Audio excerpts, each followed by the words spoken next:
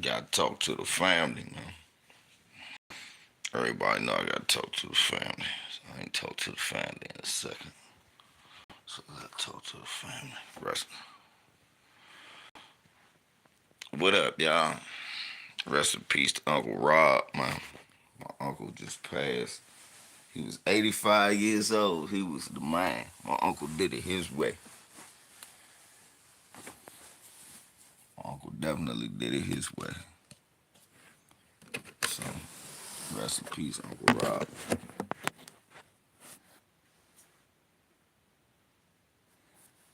Mm-mm-mm. While I wait for the family to get in here, let me roll up some good shit.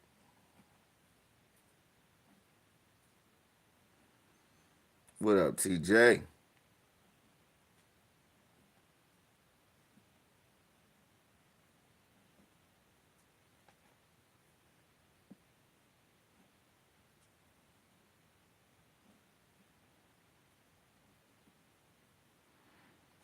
Chris Cross, what's up, bro? How y'all doing?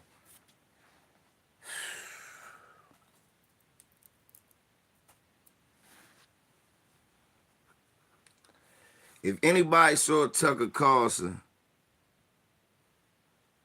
yeah, that's where we're gonna stop. But I ain't talking about that. If anybody saw Tucker Carlson yesterday, it was a black dude who was a cop on there. That's my fucking cousin was on Tucker Carlson yesterday. Probably Coonan. I couldn't watch that shit.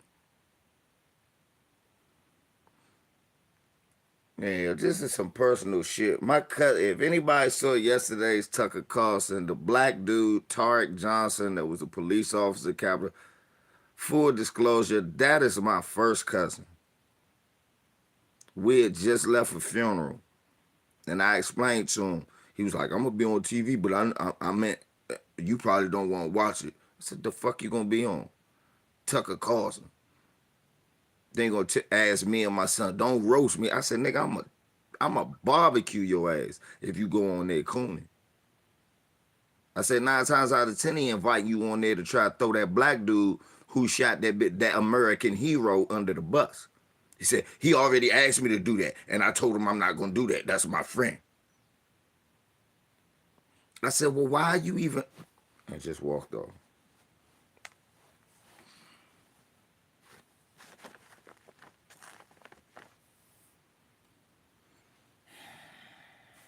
Can't pick your family. Nope. What up, B Mac?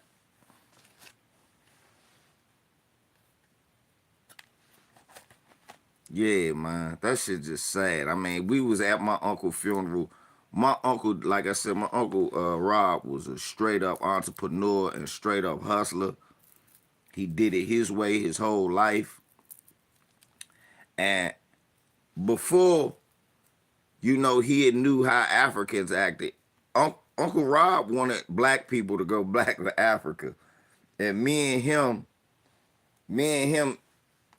he would sit down with me and we would think of plans to help our people get reparations and back to Africa. We would really talk about that. He been talking to me about that since I was 15 years old. So rest in peace, Uncle Rob. I love you, man. But so let's start with JJ Redick. Now, how many of y'all heard the JJ Redick Kendrick Perkins argument yesterday? If you didn't, I will play it here. So press 1, and by the number of people who didn't see it, I'll play it.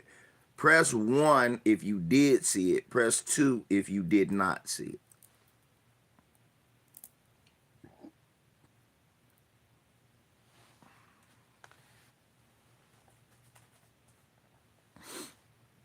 Lisa didn't see it. TJ didn't see it. De facto, and I've seen it. So far, I got 2 people who didn't see it, and 3 people who didn't see it, 3 people who did.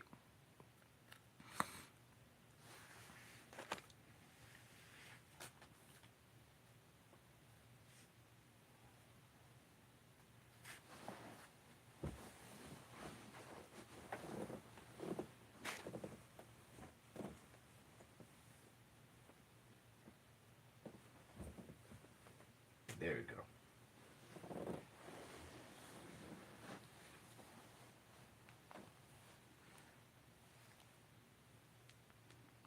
All right, let me play it now, cause I want everybody to be up to speed on this.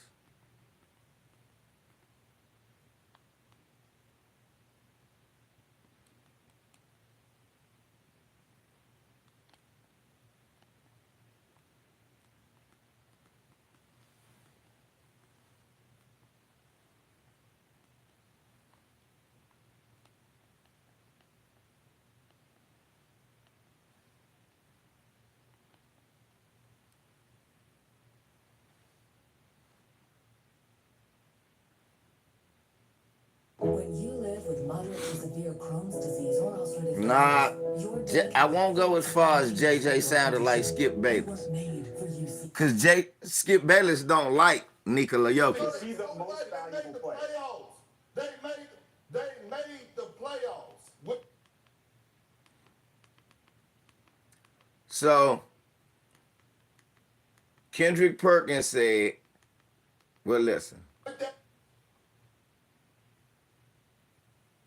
If he sees the help coming too early, he's going to swing it to the corner. It's a good pass. What's the most efficient corner three in basketball? It's the corner three. Look. I want to touch on something that they didn't bring up. This idea that Dirk and Steve Nash were favored to win the MVP because they're white.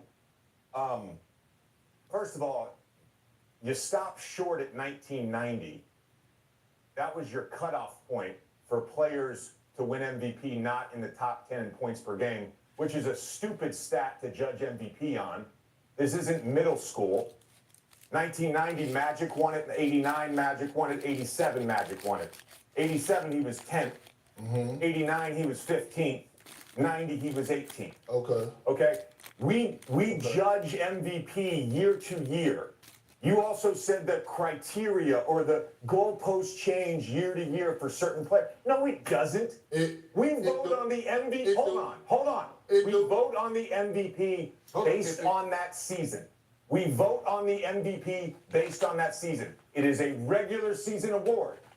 Previous playoff runs have nothing to do with it.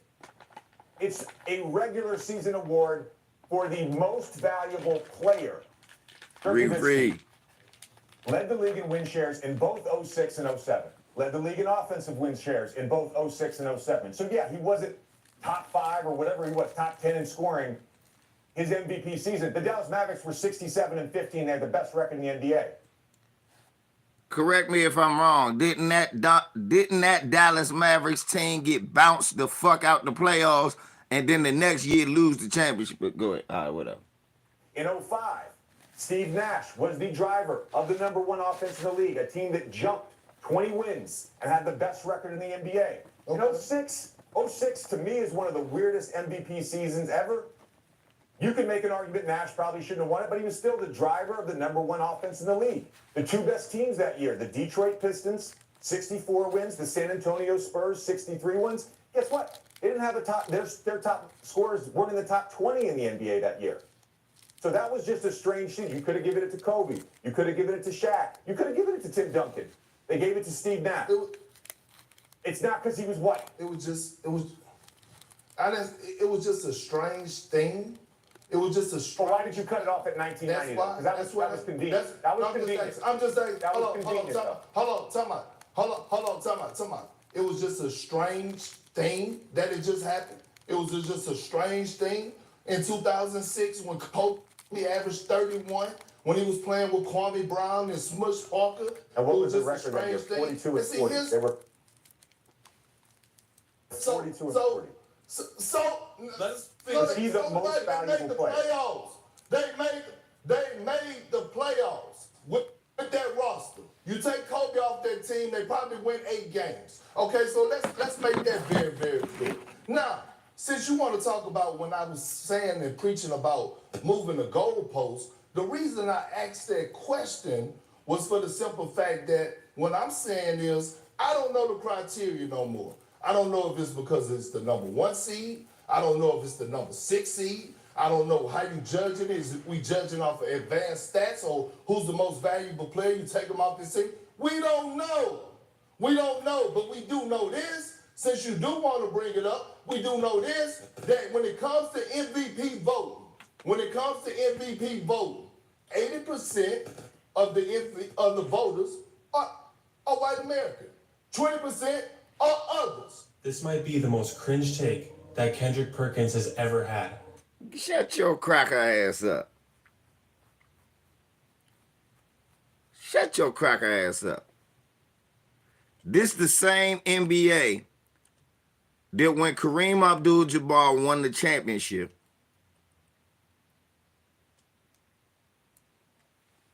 when Kareem Abdul-Jabbar won the championship,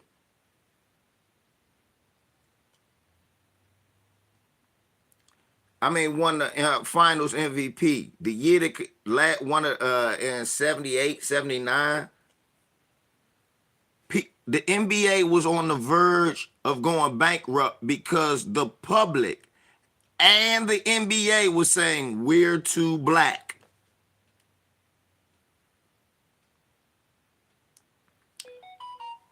Coincidentally, out of nowhere, right after they say the league too black, they start kicking out a lot of black players, and then Larry Bird becomes the best player. And I'm not knocking Larry Bird. Larry Bird was great. But Larry Bird became a 3-time MVP. No, okay. All right. Magic got 5 rings that year. In that decade, but never won 3 MVPs in a row. Larry Bird did, whether he won the title or not. Same way with Michael Jordan. No, he won, and he was.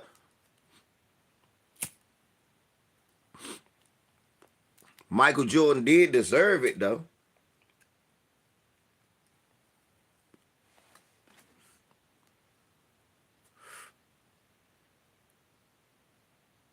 So my thing is this.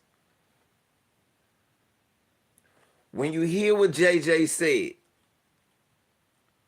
80% of the voters are white men.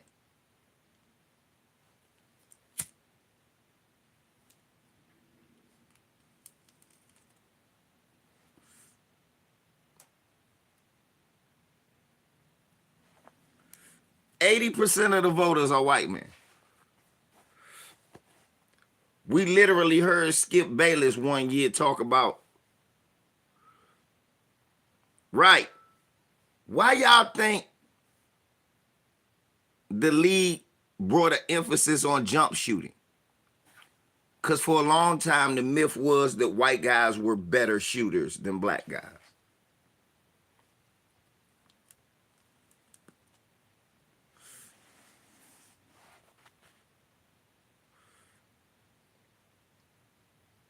To be honest, for a long time, the myth has been white guys are better shooters than black men.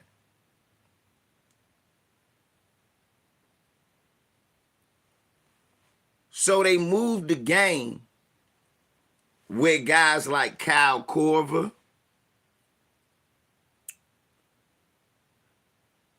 Steve Kerr would be more impactful. JJ Redick would actually have a place in the league.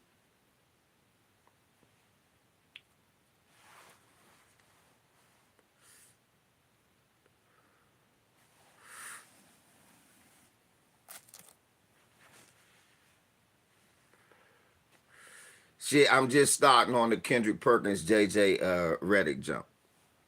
So, a lot of people keep acting like racism doesn't exist in the NBA. We talking about the same league that said they were too black.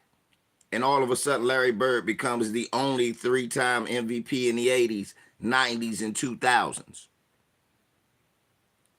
We talking about a league that said, oh no, you're dressed like thugs. You can't sit on the sideline unless you wear a suit. We talking about a league who said, I want to crack down on cocaine abuse, and subsequently suspended all black players.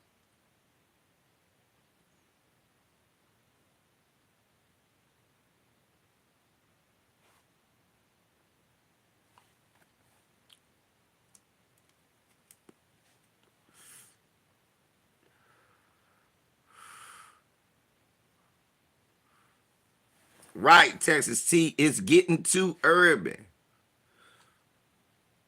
Skip Bayless talked about one time, well, can I claim Blake Griffin because he's half white? Never mind that Kevin Love was actually a better player than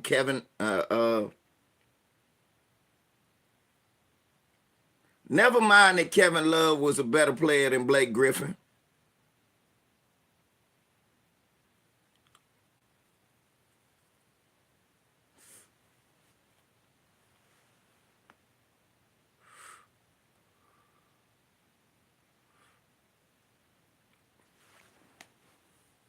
So, right, Texas T. So when Kendrick Perkins brings up Dirk Nowitzki winning the MVP, a lot of us didn't think he should have won it.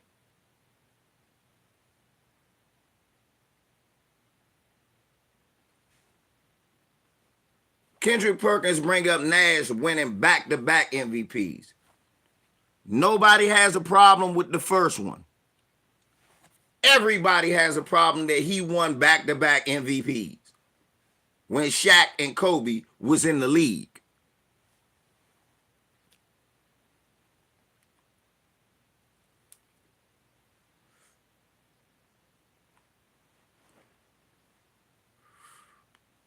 Now, the problem is very simple. You don't think Nikola Jokic is a top 10 player right now. This is my problem. Nikola Jokic should have won the MVP 2 years ago.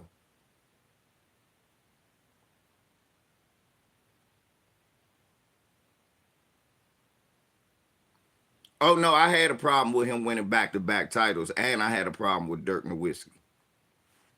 I never liked Dirk Nowitzki. Dirk Nowitzki was always rated high because he was a big white guy.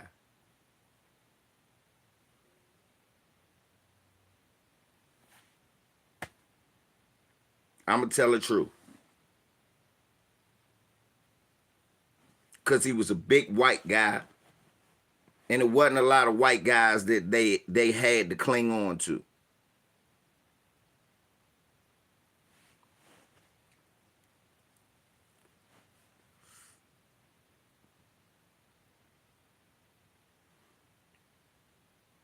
But anyway, I look at shit like this, Quest. When Michael Jordan won won 2 MVPs,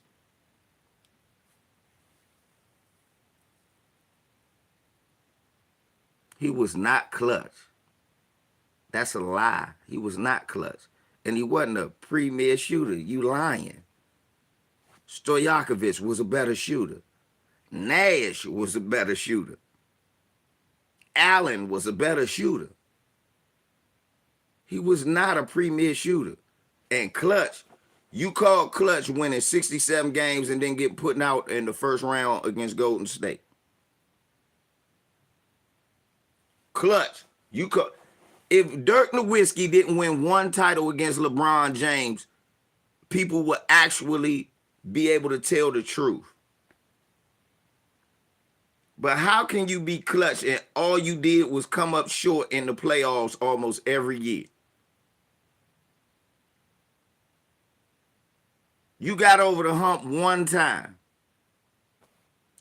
Quest, it could be argued that the only reason Steve Nash was traded was because Dirk Nowitzki couldn't get over the hump.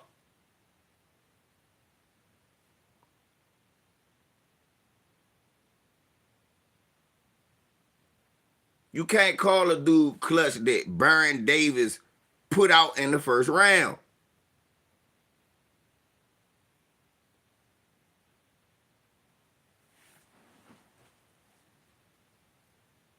They had that one good year, that one good run where they beat the Lakers, the Thunder, and I think they had that one good year. That was it. That's not clutch. That's finally I won. It's about damn time.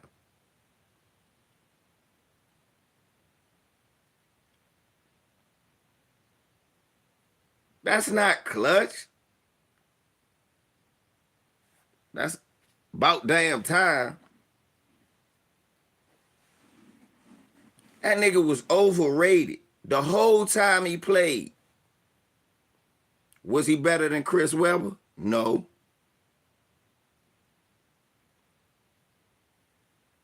You wasn't taking them over C-Webb, Garnett, Rashid. You wasn't picking him over them.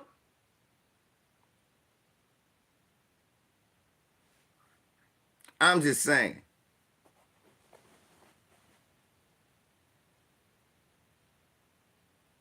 So keep it a hundo. Dirk Nowitzki was overrated.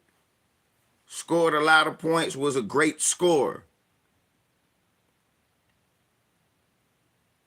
But if we being realistic, he got liberties a lot of 7-footers never got. Let me say it again, Myra. I wasn't taking no Dirk over no Rashid. I wasn't taking no Dirk over no KG. And anybody that say that a goddamn fool. The niggas that'll tell you they take Dirk over KG, the same ones that'll take Carmelo over LeBron. Take it with a grain of salt.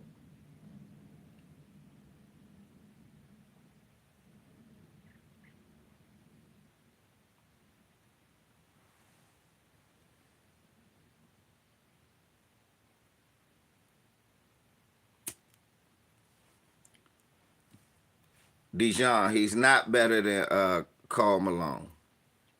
He wasn't better than the big ticket. He ain't better than Tim Duncan.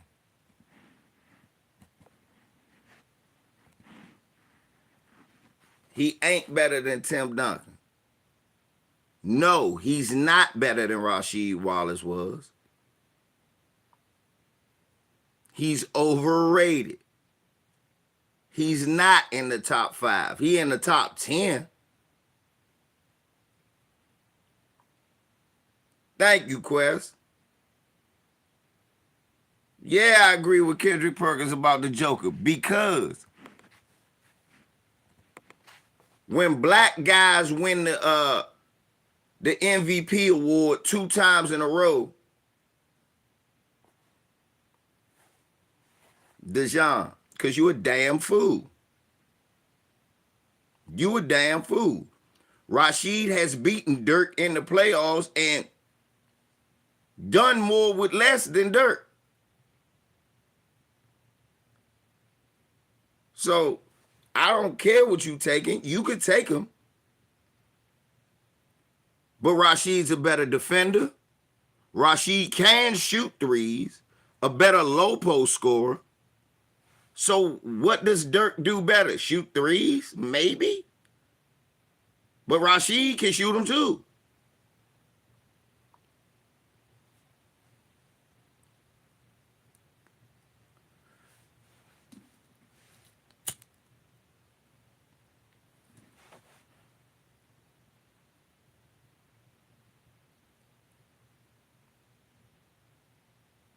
And Myron, that's why you get no wrench.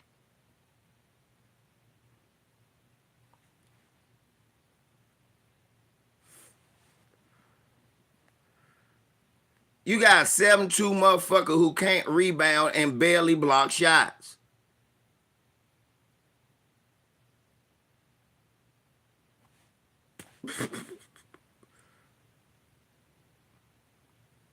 I'm taking C-Webb over that nigga.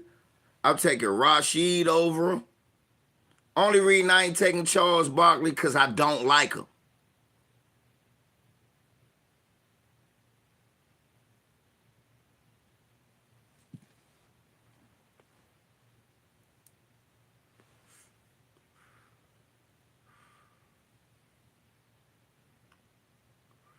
Dirk Nowitzki so great, Matt Barnes put that nigga out the playoffs.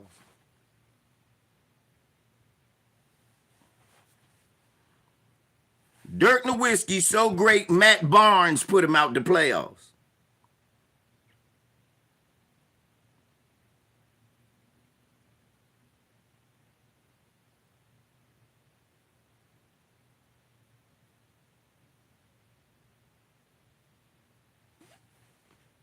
All them other brothers I named, you can't put Matt Barnes on it.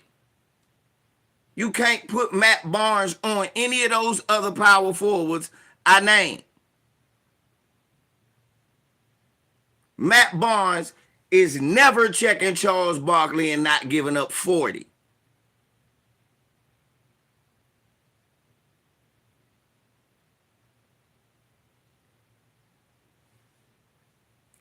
Joker shouldn't win it this year.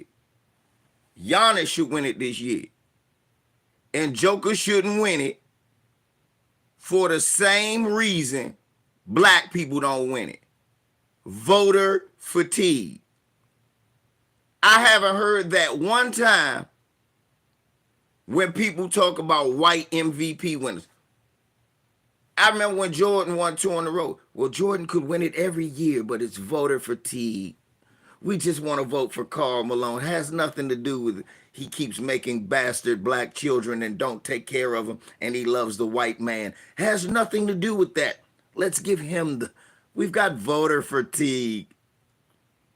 Oh, we're tired of voting for Magic. It's voter fatigue. We're tired. I mean, LeBron could win every year, but it's voter fatigue.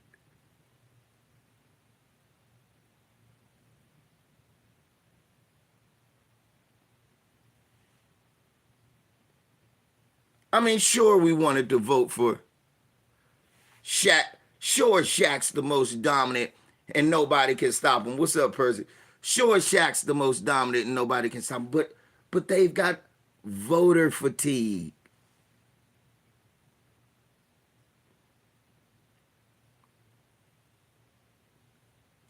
So, ain't they tired of...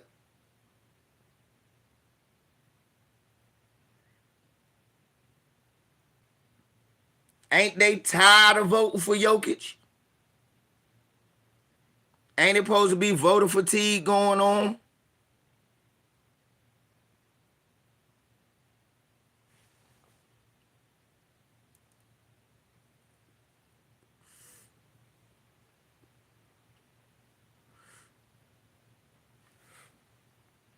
So Joker shouldn't win it.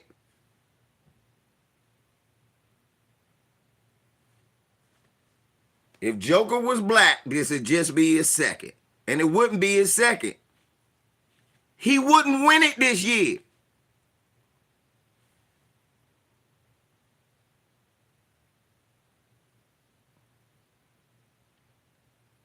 That's true, God first.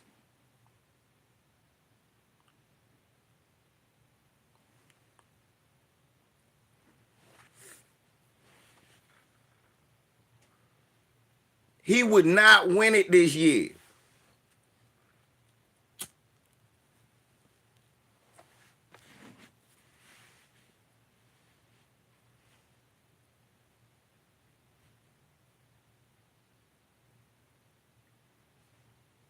Did Kyrie tell Nash he shouldn't have? Oh, yeah, he did tell him that. Kyrie did tell him you shouldn't have won him MVP.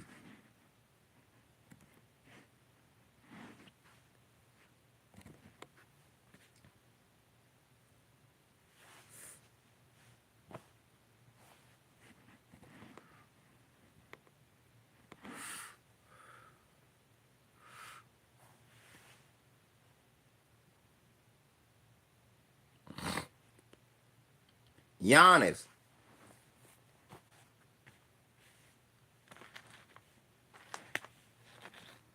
But Embiid is making a run.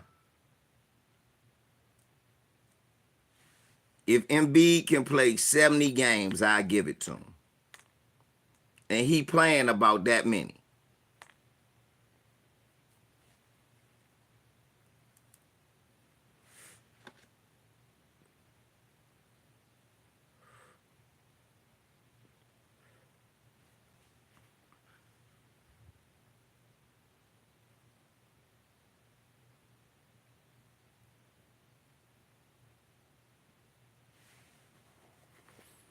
Ye went to one conference finals, and look what happened. Yeah, Jokic is playing great. He averaging a triple-double. That is great. He playing a little better defense. That is great. Giannis and Embiid was already doing that. And no, they didn't average triple-doubles. They just keep winning.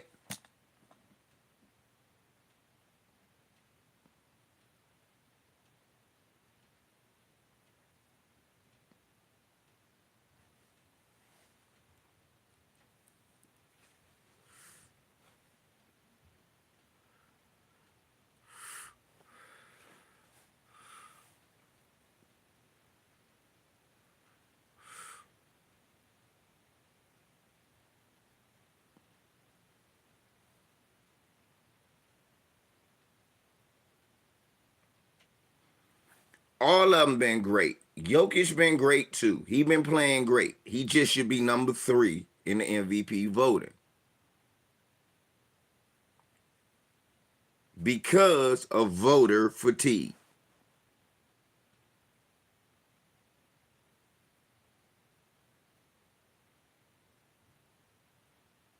Nah, this is something even different from that.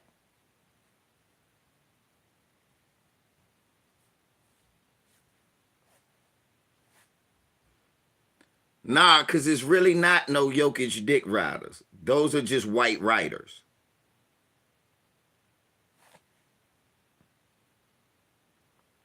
It's not a contingency of Jokic fans. Oh, this is just, you just hating. You don't see that. You see it split down the middle. You see some people saying, I think Jokic is the MVP. Then you see other people saying, nah, he shouldn't win it. He overrated.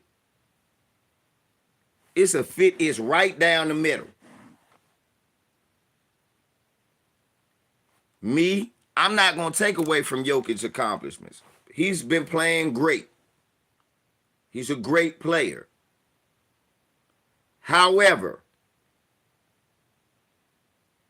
we going to keep the shit straight. We not going to change the criteria. We going to make it that you can win 2 in a row, but we get voter fatigue.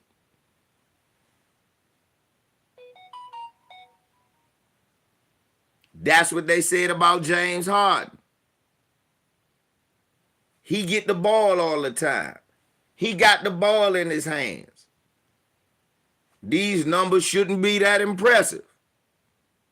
Okay.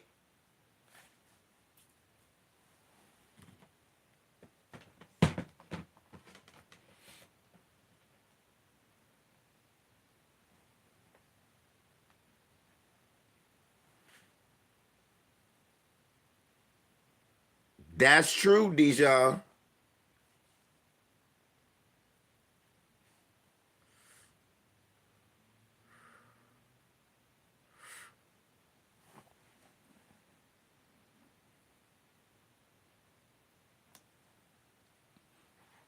When Luka went 3 in a row, it's going to be another nigga averaging 30.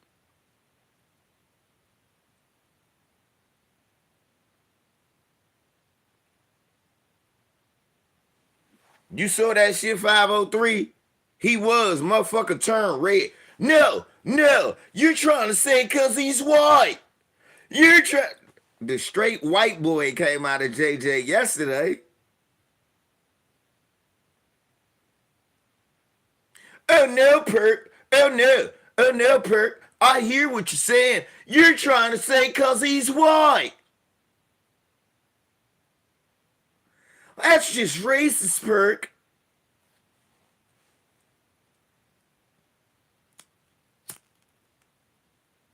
Oh no. Oh no. Oh no. I heard what you said. It's because he's white.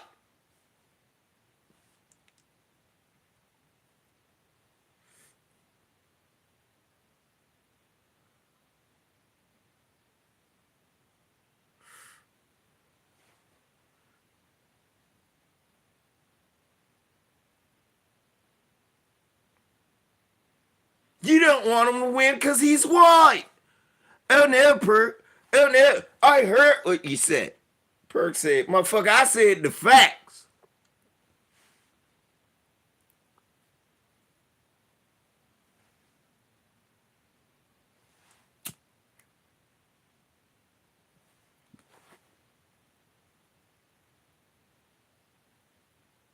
So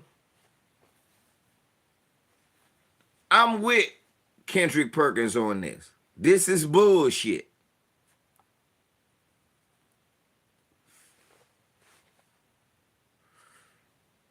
This is straight bullshit. Bert, what it do? You know how Bert do.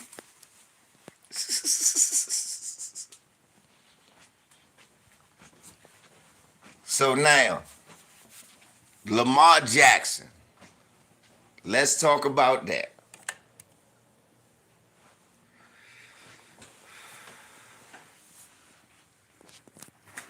Let's talk about the Lamar Jackson thing. Lamar Jackson has been franchised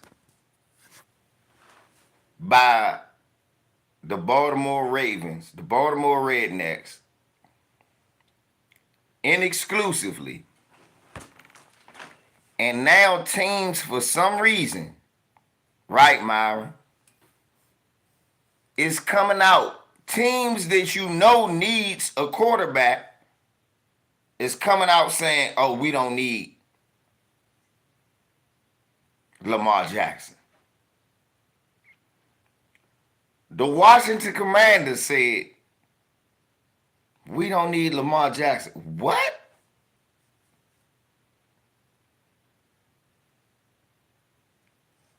Who is your quarterback again?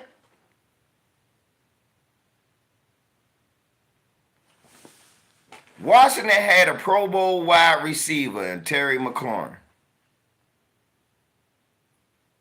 They picked up, my man kept saying Curtis Samuel from the Panthers. He had a good year. And their rookie, that young boy Doxson, he had a good year.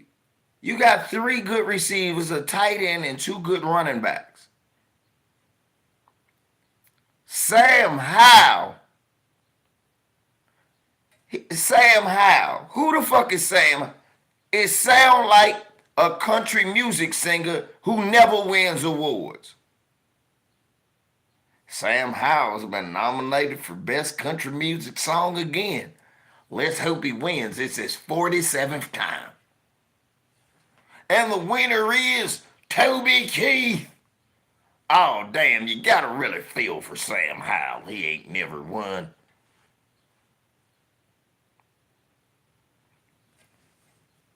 They paid Maxwell Jones more than what they will. Daniel Jones more than what they're willing to pay Lamar Jackson. They are paying Daniel Jones more than what they're willing to pay Lamar Jackson. Think about that, folks.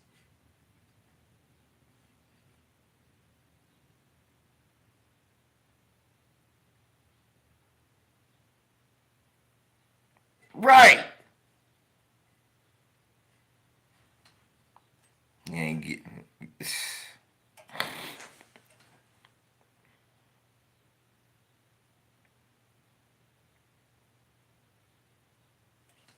225 girl. It's sad that they didn't give him the receivers Taylor Heineke got.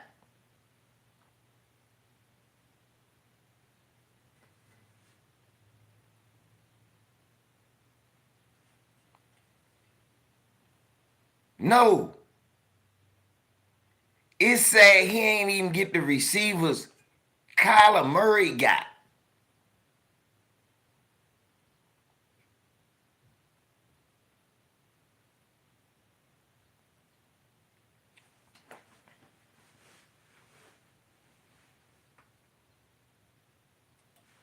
Yeah, the Ravens don't want to give him the deal because, well, they don't got to give him a Deshaun Watson deal. They can give him one just as good.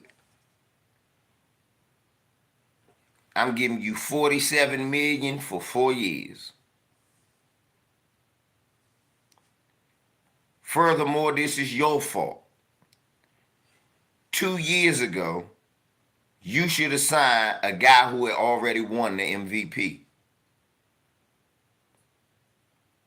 You should have signed him to an extension like the year that Kansas City signed Patrick Mahomes to all that money.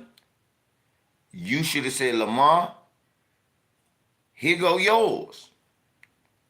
You gonna make a little bit less than Patrick Mahomes. So it's gonna be you and Patrick Mahomes, the most highest paid quarterbacks. Right now, you'd have a discount.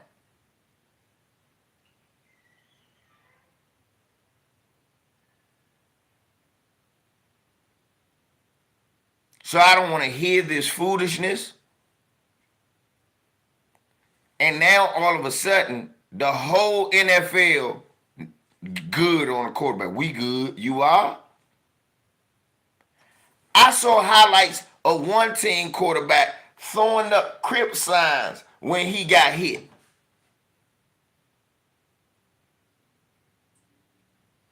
Oh, we got a nameless troll in this motherfucker. We got a stupid, ignorant, dick-riding troll in here. They got burnt up, but we ain't pay no attention to the trolls. Hey, look. I told you, ain't that sad? The trolls watch me.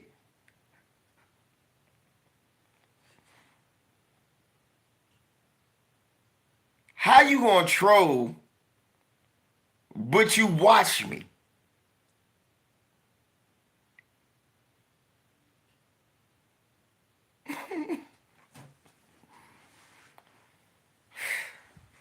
I got more people in this room than that troll ass video you made. Ain't that sad?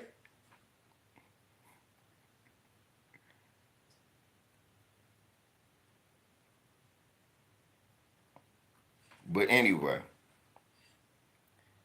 So, you don't give the man any receivers. Hell, you really ain't even give him a great running back. But every time he's on the field performing for you guys look like a better team. You look like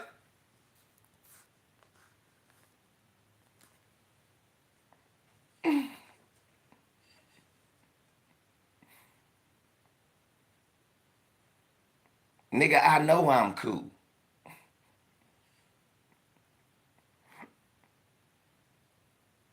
Right, he is their running back. He their offense.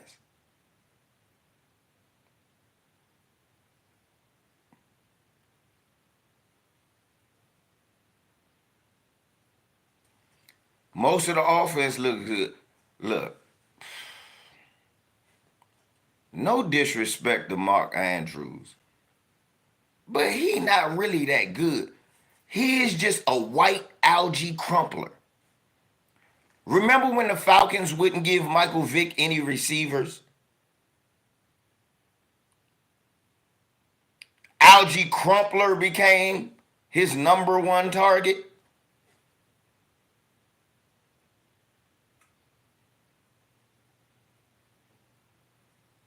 Then after Michael Vick never plays with Algae Crumpler anymore, Algie Crumpler is never a good tight end ever again when he gets away from Michael Vick. Kendall, what's up, man?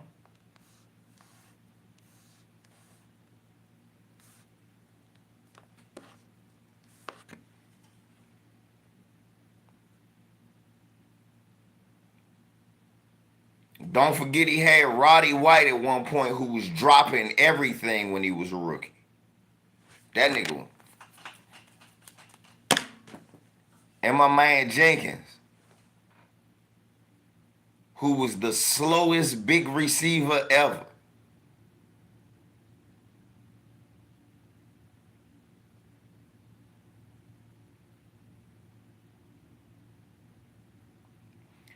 That's exactly what the fuck they gave Lamar Jackson. And think about it. Hollywood Brown is literally the best receiver he had. Number 2 was Sammy Watkins. Off injured Sammy Watkins. And the reason that they got him, the Chiefs let him go because he couldn't stay on the field because he was hurt. Myron, go ahead. That old, what you say, Myron, they running the T-wing offense.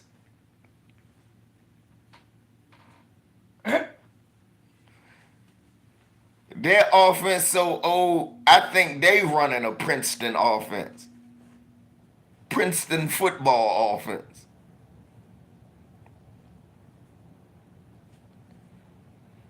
Yeah, 225, but at least Greg Olsen was good. But right, that's what they do to black quarterbacks. They give you a tight end.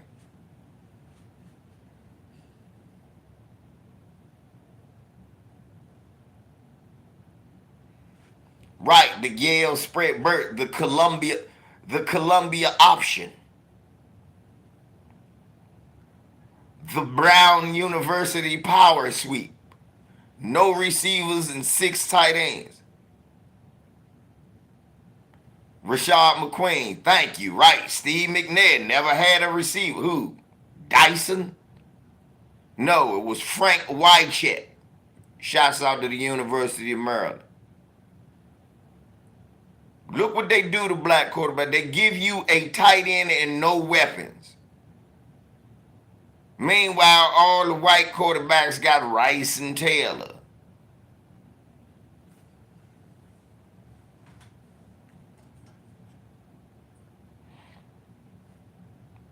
Irvin and Harper and Novacek with with Moose Johnston coming out of the backfield.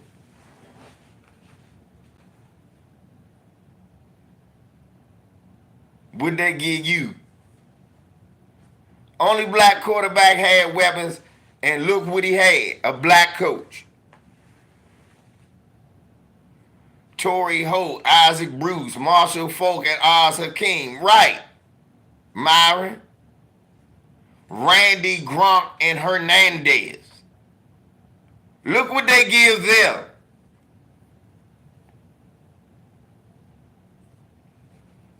Right, I was about to say, Yancey Thigpen wasn't even good since Pittsburgh, right? Then it was questionable then. Look what they give you, Duper and Clayton.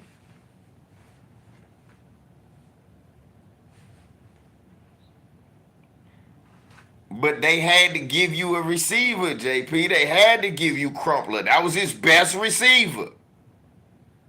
They couldn't give you nobody else on NFL Blitz.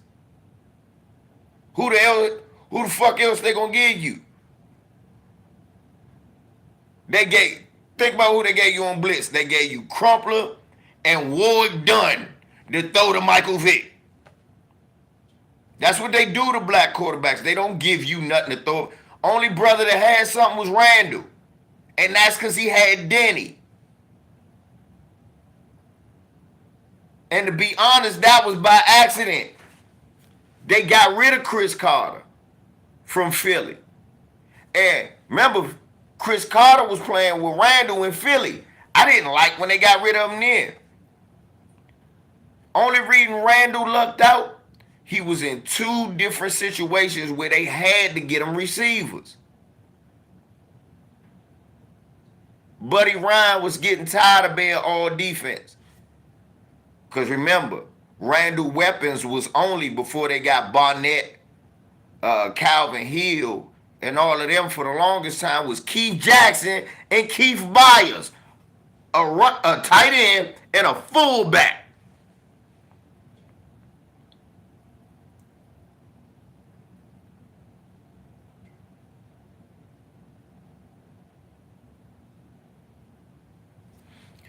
I'm about to say, Warren Moon, another accident.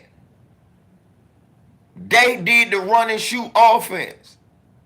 So they had to.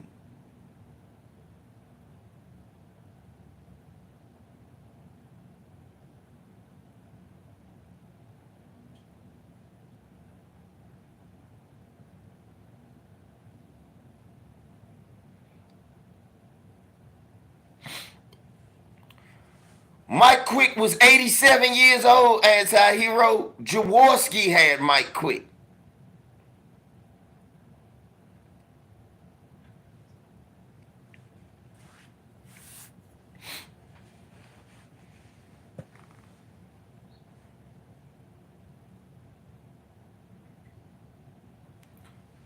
Warren Moon got receivers by accident. They was running the run and shoot. They drafted Ernest Givens. Drew Hill was old, and they ended up getting him. Hayward Jeffries was an accident, and Curtis Duncan was good luck.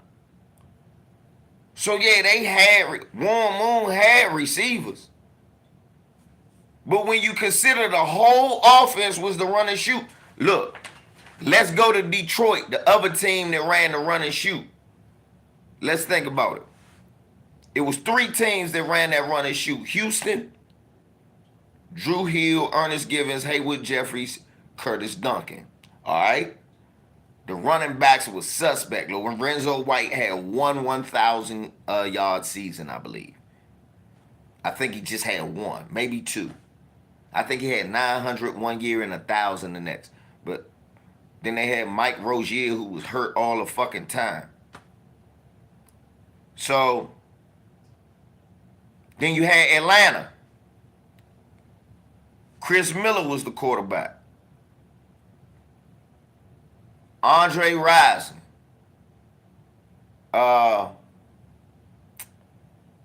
What's my boy name? Yeah, you had, right, Andre Rison.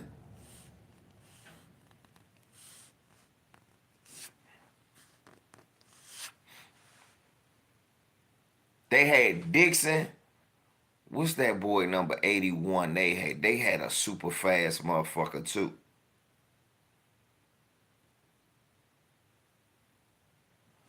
Alonzo Highsmith was in Houston, but he ain't really get no time. Shouts out to the U. I loved Alonzo.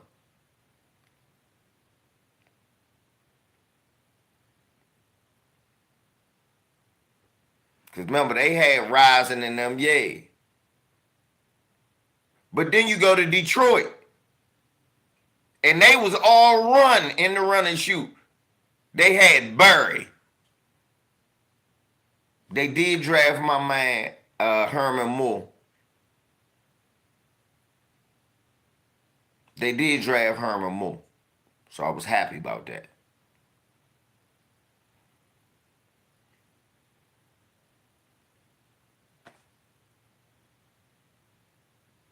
That's right. It was Andre Rison and Michael Haynes.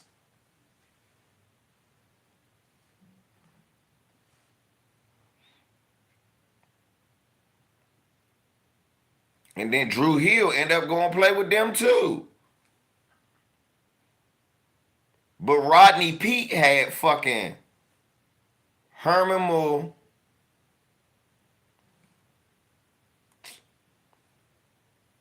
What's my boy out to you? Brett Perriman that one year.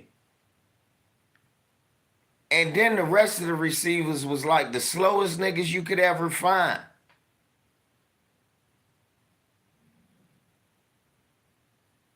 They always sabotage a black quarterback. They never really give you weapons. Never. They never. Doug Williams again was an accident. That nigga wasn't even supposed to be the backup quarterback. There you go, Rashad Johnny Moore.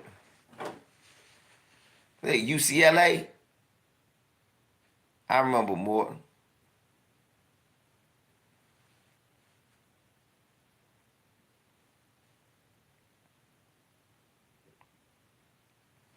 Perriman went to the U too.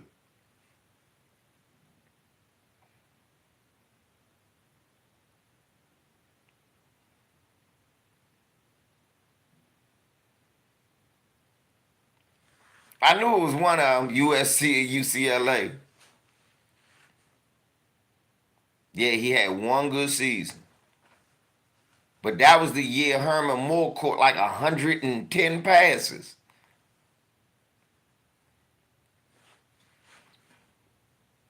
Or what it seemed like for them.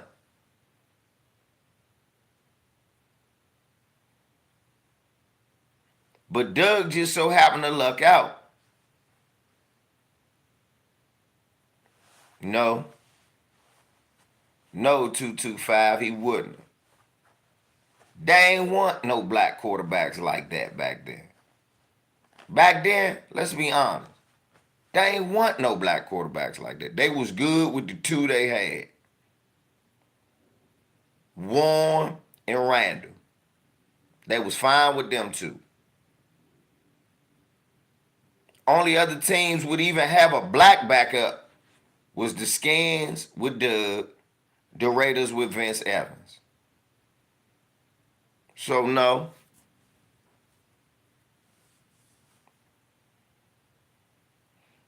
Thank you, Myron. As a Chiefs fan, I have to admit that. The weapons was already there for Patrick Mahomes. You see what they did to him this year. What they do to him this year, y'all? And he won the Super Bowl.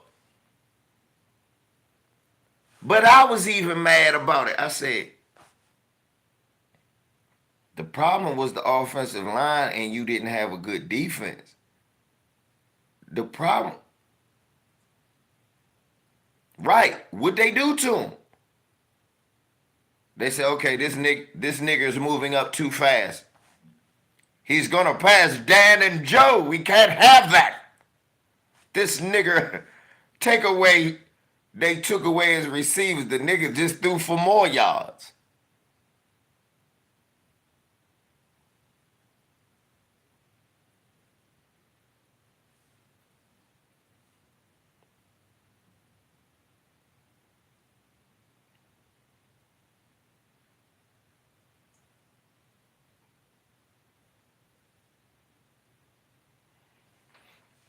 Anti-hero, that's what I'm telling you. He was never going to get a fair opportunity. Honestly, he should have been just what Detroit needed. Thank you, Percy. I was about to say, only reason Doug was in motherfucking Washington is because when Doug was in Tampa Bay, the offensive coordinator was Joe. And Joe knew, well, shit, he know all my plays. And I know I could trust on him. But Joe Gibbs was all in. He really thought he could win a Super Bowl with Jay Schrader down here.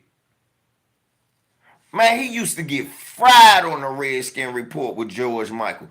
George Michael used to even ask me, all right, coach, I got to ask you, because the fans want to see Doug. Jay is, I mean, we got to be honest. When Lawrence Taylor comes around the curl, coach, he's curling up in a ball.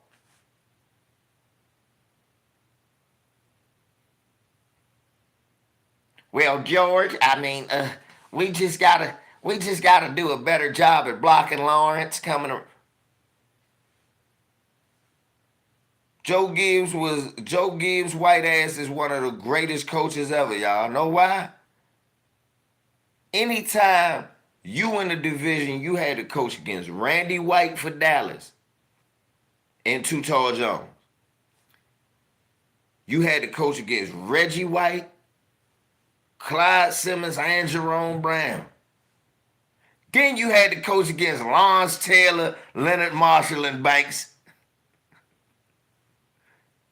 And you stole 3 Super Bowls?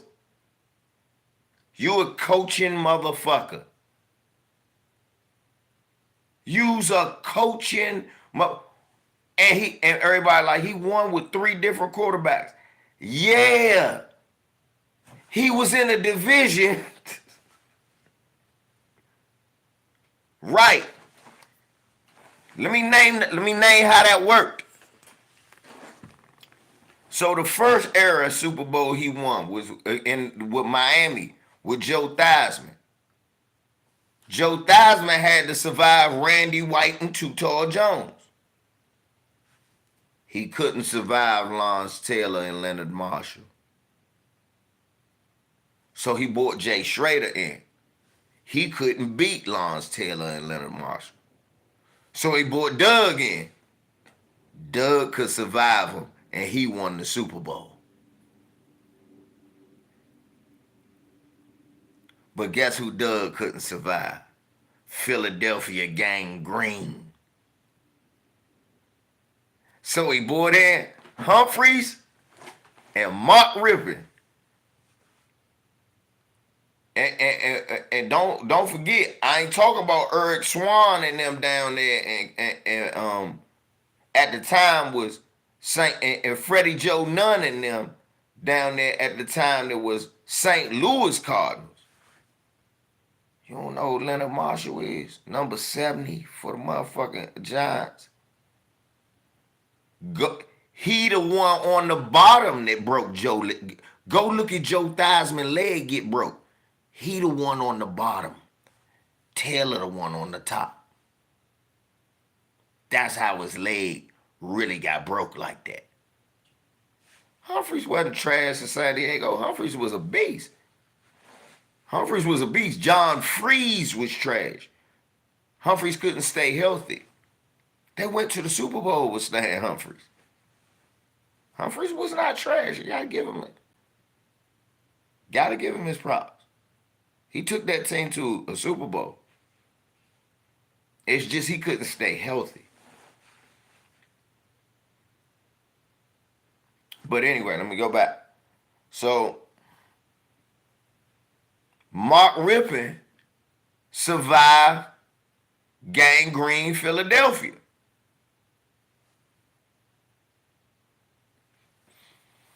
Yeah, you gotta look into him, Chris. Leonard Marshall was a monster. Number 70 for the Giants. Was not a joke.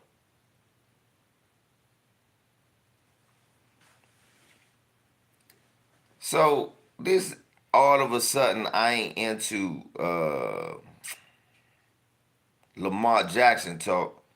It's just par for the course how they treat a black quarterback. And if you didn't think that they think Patrick Mahomes a black quarterback, you know it now. Russell Wilson, who was his great receivers? Pete Carroll never tried to give Russell Wilson no great receivers. Which is why it makes why you didn't give Marshawn Lynch the ball even more perplexing. You was going to throw to a whack-ass receiver at the end of the game. You ain't throwing it up to a Calvin Johnson, a Jamar Chase, a Stephon.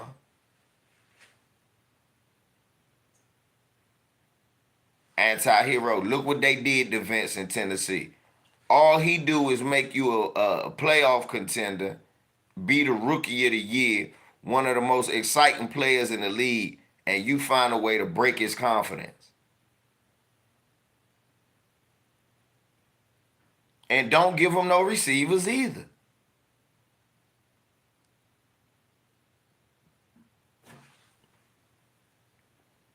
Y'all help me out. Right, Rashad?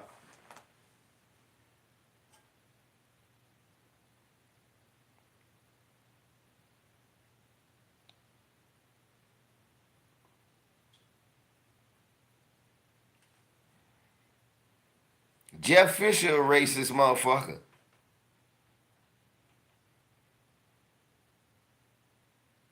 If you think about the motherfucker really, like he sat Ed McNair. It was because they wanted Ed McNair to play upstairs.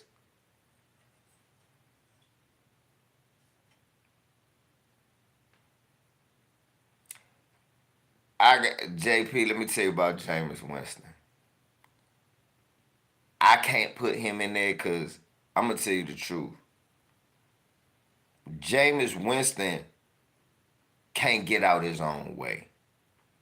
I'm not like Stephen A. Smith. I go out of my way to point out what niggas do wrong. Jameis Winston can't get out of his own way. I'll just leave it at that. That's my problem with you. If Jameis Winston could get out of his own way, he would be a better football player. But because he got to work so hard at being a good person off the field, it hinders his play. It does. You could tell some of the throws he make. You like, nigga, I'm sitting here in my living room. I know you don't throw that.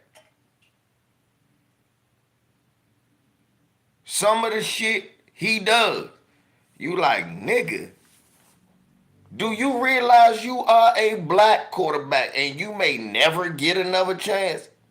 Byron Leftwich. DC's own. Jameis Winston. Do you understand you are a black quarterback? Look what they just did to you. Look at you now. If you think I'm bullshitting, look at you now. They get ready to replace you with David Dirk Carr.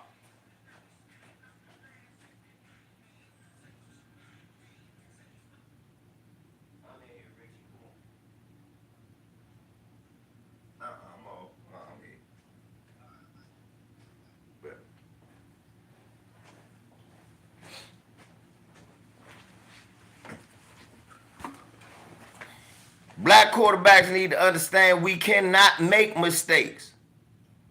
And Jameis did have good weapons. No, 225, I ain't talking about the Saints. He had good weapons at Tampa Bay. And the proof is, they brought an old ass white man in.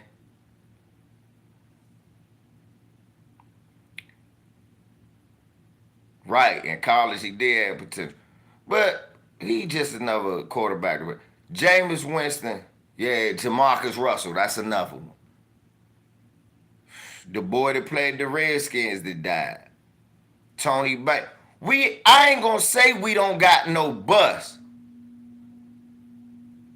Achilles Smith. It's some black busts, I'll give you that. But it's more success stories than busts. Watch this, Jeff Blake.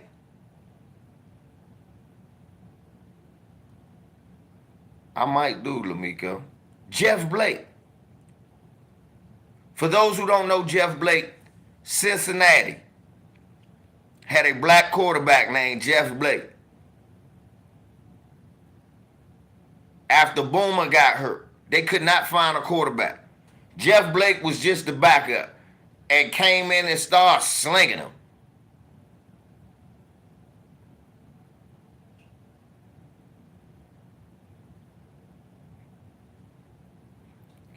But for some reason, they could not keep an offense. Thank you, anti-hero.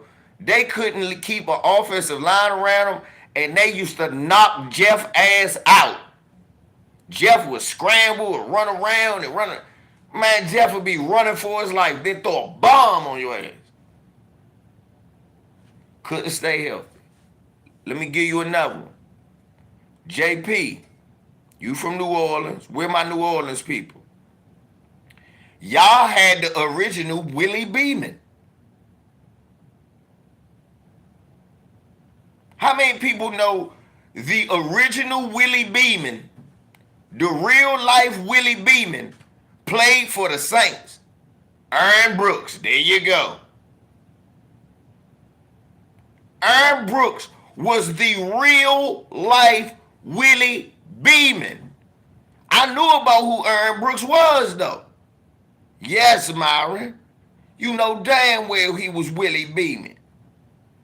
From VA, thank you. I knew about who he was. He was crosstown rivals with Allen Iverson in high school. They was the best two quarterbacks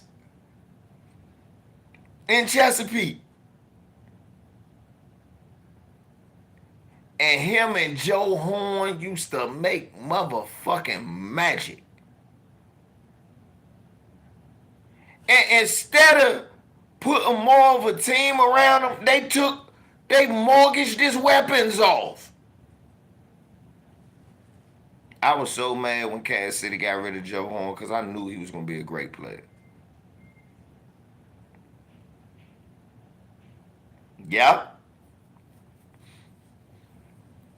And that's where it was a time like the Saints was my second favorite team in the NFL. People was like, "Why?" I said, "They got two black quarterbacks. You can't lose." That's how I felt.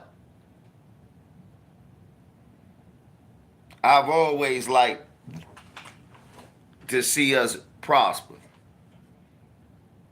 And at the end of the day, they just give up on us. And that's what they do to Lamar Jackson. Lamar Jackson is getting treated like Colin Kaepernick. The NFL is setting a precedent that they don't want no niggas who know how to act.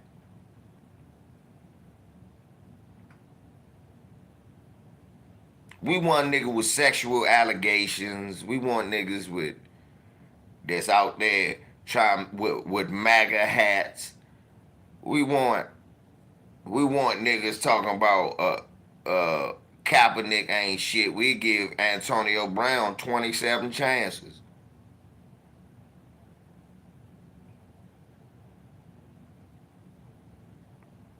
Oh nigga, you want what you worth? You won't get a white agent. Let me tell y'all why him getting an agent, why they keep bringing that up. It ain't cause, oh, it's gonna hurt your feelings. It's gonna hurt your feelings what you hear. The agent tell you the same thing that they say. You know why they mad at him about not getting an agent? It's about this. No, nigga, we not gonna give you the biggest contract in the world and a white man ain't gonna get none of the money.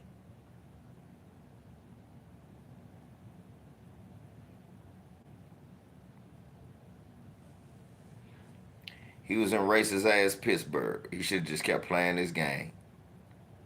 But you right, Cowher and them fans did get in his head. Exactly, talking and grubbing. See, the thing is this. When you have a white agent, one, all of that money that they giving you don't just go to you. Some of it goes back to the white community. Two, now, when you got an agent or somebody that you go through, that works both ways. See, people like to frame it that, so you get an agent and he can say the stuff that you thinking. But the thing is, at the same time, but they can relay the message through him now.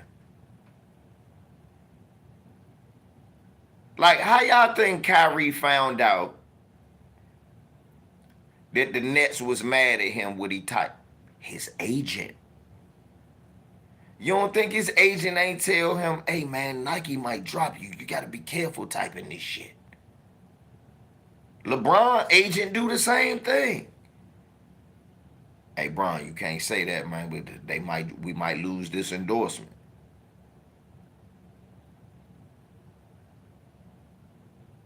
Why you think they don't like Kawhi so much? What's up, Dave? Why you don't think they like Kawhi so much? Uncle Dennis.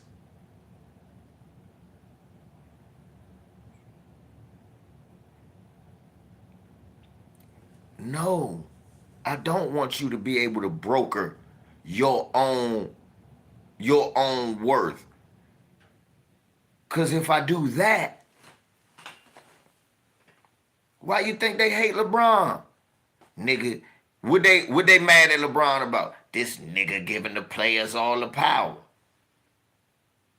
And got cool niggas saying the same shit that the white man saying. Man, why can't he just stay there till the white man feel like trading him? What?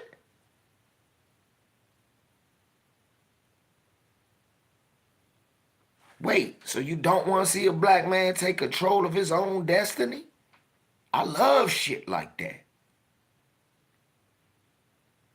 I love shit like that.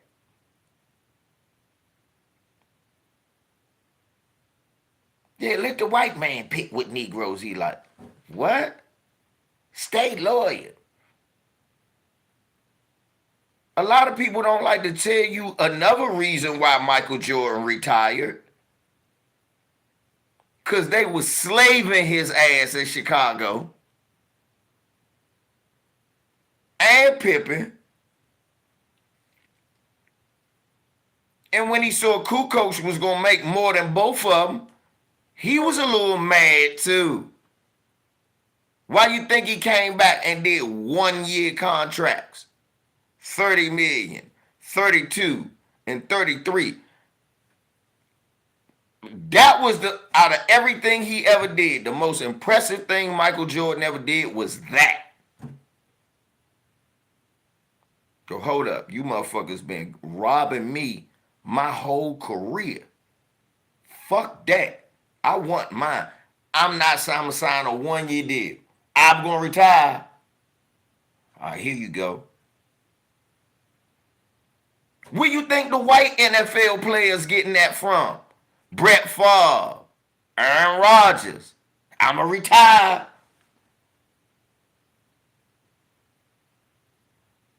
To try to squeeze white folks out of more money. Jerry Krause was a stingy Jew, motherfucker, would not give them that money. Was a stingy, frugal penny. He is to this day. That's why their players get hurt and it take them so long to come back from injury. But anyway, that's another discussion for another day. Shit, that legacy lives on. Krause and Reinsdorf legacy still live on. They didn't sell that franchise. That shit's still in their family.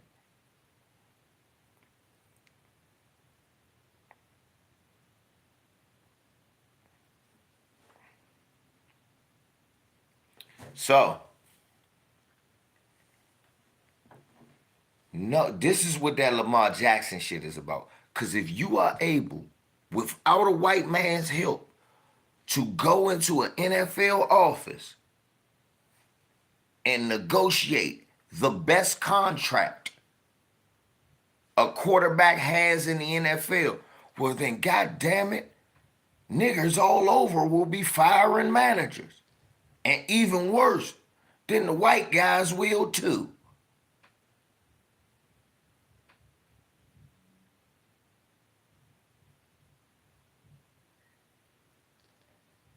You gotta think outside of this shit. This shit is more than just what you looking at. What's I thought about? That's why I said, damn. They treated Jordan they treated Magic a certain way. They treated Jordan a certain way. Shaq, Kobe, Kareem and LeBron.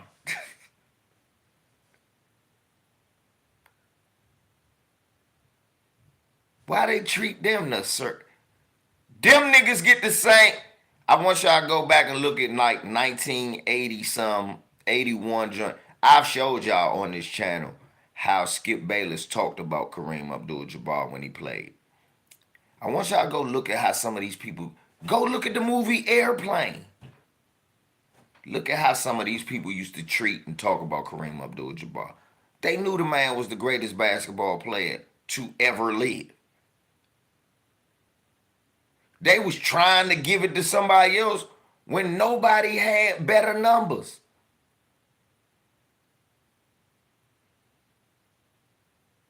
He had surpassed Wilt.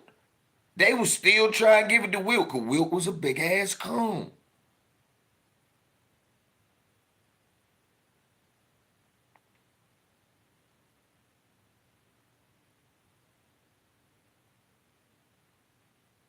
He was a big ass coon. Magic just was, I don't want no controversy. I'ma just smile. Much as I love Magic, Magic was just a smile and cheesy. That's why some of the black Celtics called him Cheesy Johnson. So he wasn't no threat. Jordan, I'm just gonna perform for you, massa. Y'all buy shoes too. That's the type of guy we like. Shaq, a big old Negro that's willing to put on a dress and a wig. He ain't gonna say nothing out of pocket. Kobe, we catch this nigga with white women all the time. We ain't gotta worry about him. It's the truth.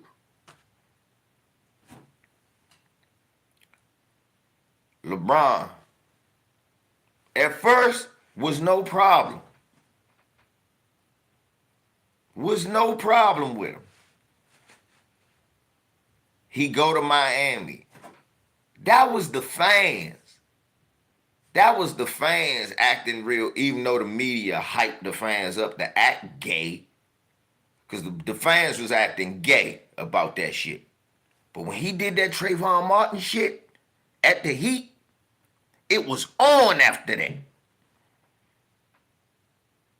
And to be honest, and then Carmelo got to start running his mouth.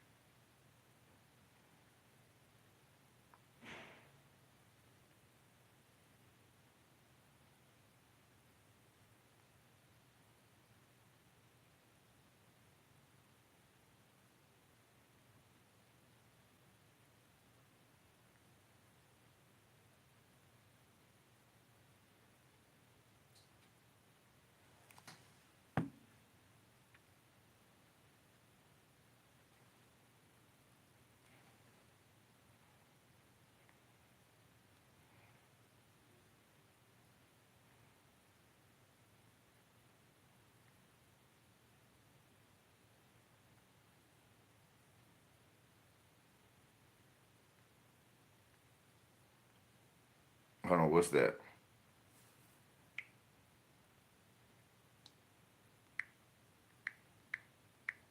Oh no, I ain't finished.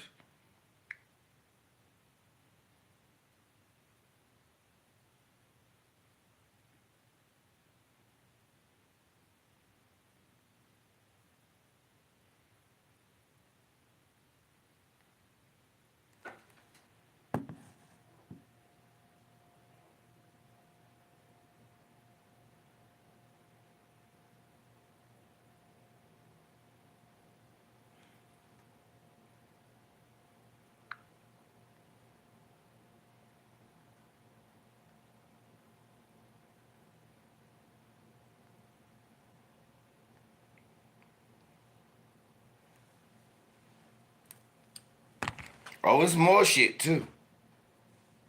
It's more shit over the years. It's more shit over the years, y'all, I could find if I wanted to. Those just the ones that just pop right into my mind. But when you can get a big 8 foot, 300-pound nigga to dress like a genie. You got him, y'all.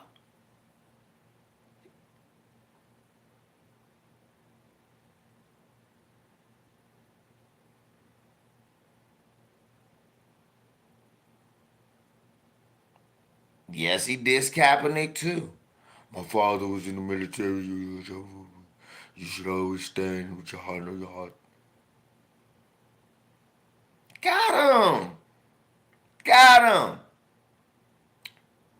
And here this nigga gonna go spreading this woke, and then LeBron, old ignorant Ohio ass, him and Dwayne Wade moist ass, and Chris Bosh letting niggas fuck his wife ass. Chris Bosh moist ass. These niggas, here they go wanting to put on hoodies representing Trayvon Martin.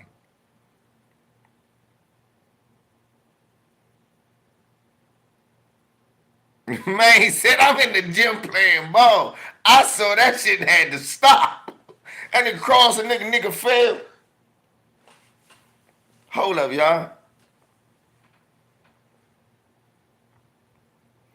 Nah, let's just tell the truth. LeBron's silly ass, his old Ohio ass gonna go down there not knowing where the fuck he at. Nigga, that's Miami. Do you know how racist the owner of Miami, Mickey Arison, is? And then you gonna go put on for the black community? Have y'all noticed since then?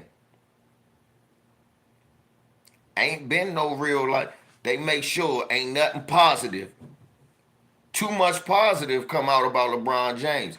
And a lot of people's attitude has changed. They did that to Isaiah Thomas when he said the same thing Kendrick Perkins saying right now about Nikola Jokic. When he said, him and Rodman said they keep calling Bird great because of what he doing. But if he was black, he'd just be another good player.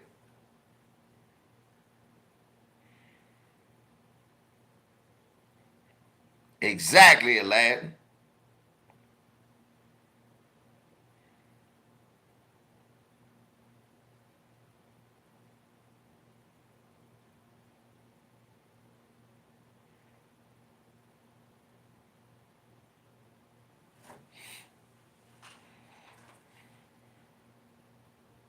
And if you really thinking about it, they had that press conference when Larry and when the Pistons was out of the playoffs. This the thing though. They had that press conference. Look, I was about to say, Larry listened to it and went, well, that's not really about me. That's about the media. What Isaiah and Dennis was talking about really wasn't about Larry Bird. It was about how the media overhypes. What thoughts am I supposed to have on Jalen Rose, Aladdin? You assume I know what he said.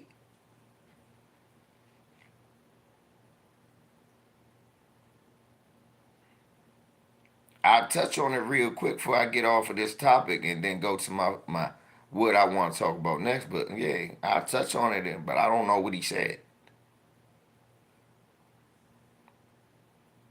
I know this though. Kendrick Perkins wasn't wrong. And I know this. What the NFL doing is racist. And I know this. If you're a black quarterback, the one thing they're going to give you is a tight end. And they're going to expect you to make miracles. And if you think Patrick Mahomes got some type of golden boy ticket, I just looked at it, I thought about it, I said, why would you take this nigga's best receivers? You don't give him no defense. Look, now they not going to sign one of his best offensive linemen.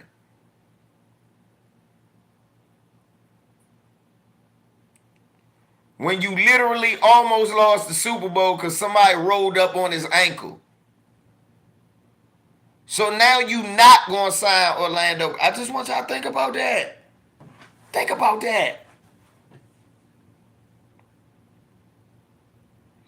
Oh, and another thing. Can y'all tell the mainstream media and motherfucking what's her name? What's that nigga name? Darvin Ham, stop stealing and biting the nigga style. Who the first nigga that said Wilt Davis? Who the first nigga called him Wilt Davis? Don't worry, I've got receipts.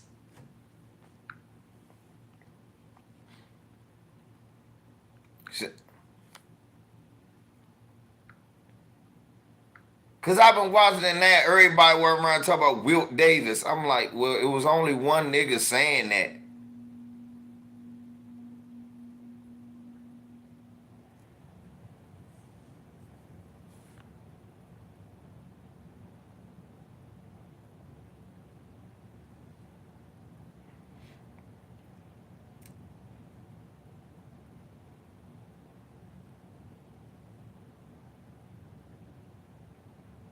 Money over morals.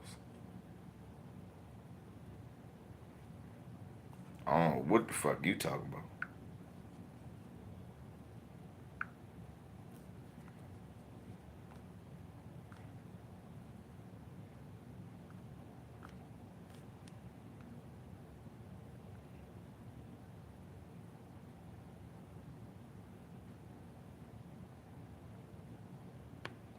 What the fuck are you talking about? Money over morals. What are you talking about? Are you coming in here trolling, sound like a dumbass, Antoine? Because that's what it sounds like you're doing. Enos freedom. Enos cancer's a bum. The fuck out of here. Money over.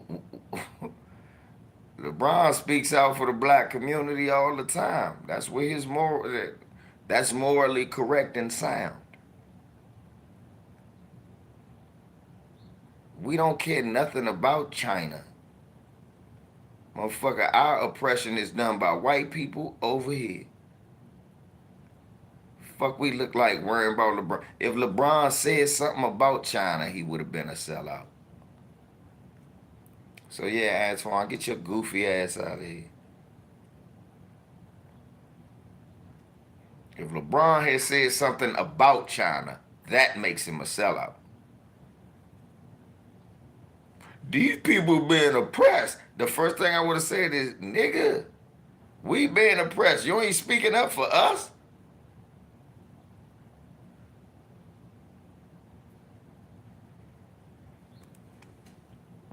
What does that say 10 years ago?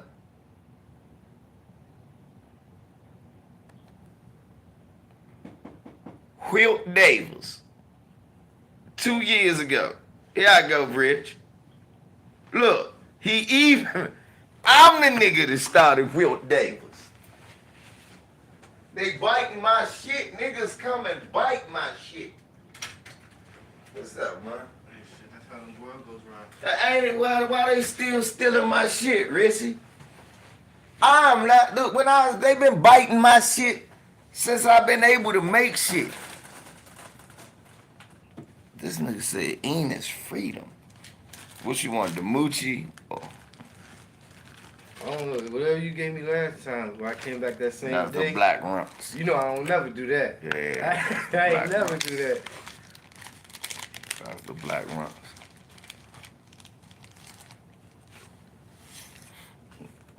Gotcha. I seen Perk. He alright? I mean, I ain't seen him personally. I seen him on Instagram. I think it was Instagram. He alright? Did he look alright? He off. You can tell he off that shit. Oh, he's still on the boat? No, you can tell he's off. Oh, he clean? Yeah, motherfucker got huge. Well, He got fat. he got fat? He got Yeah. fat. Cheeks, face, everything. I said, look at your fat ass. I'm glad, bro. Alright. I'd rather see him all fat and chunky than Yeah. skinny and look like he about to die. I'd rather the nigga be eating than looking like he. Right. We need to drop some motherfucker free rice from off a helicopter for his ass. But that's how you know people starting to get off that shit. Yeah, they start get that big. They get real Cause big. your body trying to recuperate. Spit all that poison out. And now you actually eat. Yeah, that's what it is. He's eating He that. actually eat. Instead of smoking a motherfucking dipper for breakfast, lunch, and dinner. And one for midnight sleep. Yeah, and one And for, for your midnight sleep, too. for my midnight snack. Let me have a dipper. Got a cigarette? I can't fuck with. I did that shit once. Never again. That's how they be looking, y'all. And niggas be high off boat here, they be. Yeah. Everything's in fucking slow motion. Everything. You can't control what you fucking saying. Nothing. Shit, no, you seen up in I think it's Baltimore or New York. They putting horse tranquilizers in their. I think it was either their crack or something. That meth. Yeah, and they meth, and it's leaving. They say they go to sleep and wake up fucking big ass holes in their legs and shit. But they been doing that shit for years, Richie. I used to work with this white dude back in like 2000 when I was doing electrician work. Down K Street when we was building that building. This motherfucker would give me every day, he'd give me $100. 50 to buy him some crack. And 50 to buy it for him. So in other words, he paying me $50. Right. Go get him a 50 ball. Cause I could get him a hookup with the 50 ball. So I was telling like the homies around the way, I said, look, I got this white dude who like that shit. I'm gonna come to you every couple of days and get an 8 ball. That's how it go. So one day, motherfucker came and said, hey, Var, you know what some raw is? I said, raw? What are you talking about? I'm like, ain't that the same? I said, that's what I've been giving. He said, nah, man. I need some what you call it, love boat. I said, oh, you want some boat? He was like, yeah. So I'm like, all right, well, take me over there. I got to meet some. So I call my little brother. That's my little brother was alive. I go over, I say, hey, who got some boat over the quarters? They was like, oh, that's easy. We got you. Everybody. Yeah, everybody had boat around grandma. there. Right. At that time, everybody had love boat around their neighborhood. Right, because it was just nothing but a circle. Yeah. So I'm like, all right, I'll be over there when I get off of work, because I work right across the street. So he drive me across the street, right? I said, yeah, when we wait for my brother to come around the corner. Next thing you know, I see these motherfuckers pull out like a little piece of paper. Y'all need to. I'm like, what the fuck? I said, what are you? I said, well, you got cocaine right there. Why do you know? I'm like, so you don't know how to cook it yourself? Why? You got cocaine. Why are you having me Go get you some crack and all this shit? He goes, oh no, it's cat tranquilizers. What the fuck? That's what I said. I said, cat tranquilizers? He said, yeah, I crush them up. Sometimes I like to just melt it down and speedball it, but it works just as good snorting it too. Well, damn. I learned that shit at 22. I never seen no shit like that before. That's when I called my dad. Hey, Dad, this white dude, he was like, oh, they garbage pail kids. I said, what the fuck do you... Break it down to us. I said, Dad, what that mean? He said, the garbage pail kid. Any garbage, most white folks, especially on construction sites, do. All them high-paid white dudes, all of them dope heads. I ain't think no fucking cat tranquilizer. Young, they do shit that you would never think of. But fucking horse tranquilizer, that's even stronger than fucking cats. That's what I'm trying to tell you, nigga. They do Like everything. They had on news, them motherfuckers up there like this. Yeah. Zombies. Yeah, they do everything. Nah, They tripping. motherfuckers do everything. Shit, they had you seen the boy got killed yesterday on Richie Marlboro? He was fucking right. You got ran over or something? Nah, him and all right. The new Wawa in Upper Marlboro. I mean, not Wawa. Royal Farm. Your Royal Farms, right there past the circle. Fucking stretch. Yeah. He was speeding, and there's a fucking landscaping trailer and shit right there. And he tried to hurry up And get around and it. get around. And kill. I seen the nigga. He hit the motherfucking trailer so hard. It was him and his girlfriend. They was going back to school. Wise. The fucking the car door got stuck in the trailer. That's how bad. And he was like in the car. ended up they said about 100 yards away from the trailer. Ejected him. He's still in critical condition. She was dead on She site. dead on site. Speed. What the fuck, dude? You're already late for school. Y'all about to say if you late, you late, y'all. Don't do Now no you done good. kill somebody else's daughter, somebody's daughter. And you better hope that you die, cause they gonna kill you. Yeah, they gonna give you some trouble time. And the sad part is, What up, underrated? Somebody got the joint all on camera from off their house. Well, shit, everybody got on camera. I'm like, yo, this is. That shit is all cameraed up. Wow, this is the second one this week on that road. Yeah, cause that's why I don't go up there for real. It's a I stretch. don't really It's go a there. real Yeah, stretch. and then they do. They got the camera at the wrong spot. They got the speed camera at the bottom of the fucking hill. Nah, we just got too many dumbasses driving around. Either that or they need to up the age that they can actually start driving. I feel like we'll put them through some more courses. That ain't gonna stop a nigga from being irresponsible and speeding, man. That's just what it is. I love my life. I was about to say, you just gotta love your life a little bit Hey, better. slow and steady wins the race. Race, exactly. They told you that when you was a baby. Exactly. Respect the tonnage of a I'll vehicle. get there sooner or later. Be safe, bro. We'll get there at the same time. You know it. Alright, man. Man, y'all. See this crazy shit? Underrated. You in here just in time, because you know what I want to talk about next, y'all? Let's talk about them black people in Mexico that got kidnapped.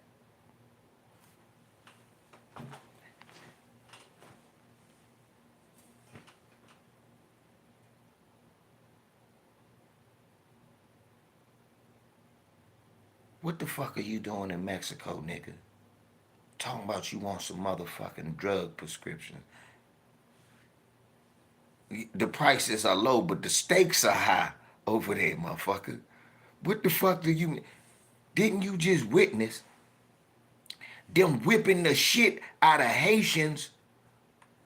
Do y'all realize, to dumb motherfuckers who think Mexico is cool, because I never wanted to go to Mexico.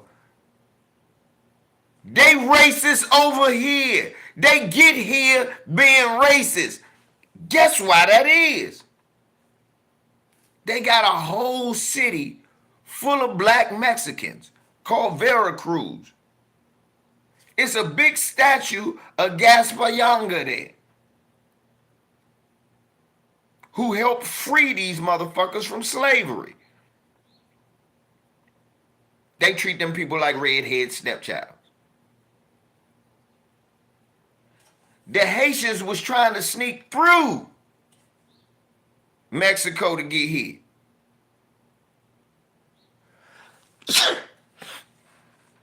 Why did some of the Mexicans had stopped? Some of the Haitians had stopped in Mexico. Why did they end up, thanks, man? Why did they end up coming up? Very, very simple. They told you.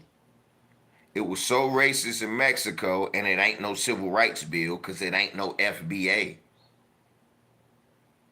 That they weren't even allowing them to get jobs. Manual labor, menial labor jobs. They wouldn't let them do any. They made it illegal for them to make money in their country. Vicente Guerrero, yep. He freed all of them, and then they killed him. Mexico ain't no joke. JP, Mexico's so much not a joke. Tell the people where they killed Malcolm X's grandson at.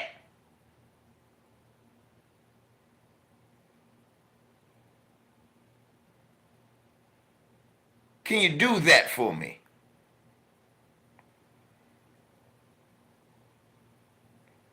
Because, see, I don't think we really understand as a people that we don't have no fucking friend.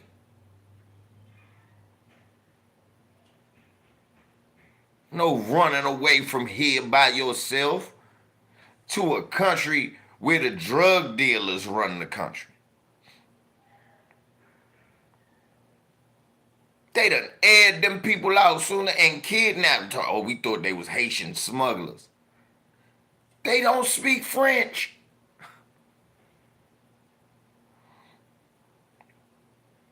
What made you think, JP, you know why them passport bros don't speak on that? Because the motherfuckers is locked in a resort, in a hotel, like bitches.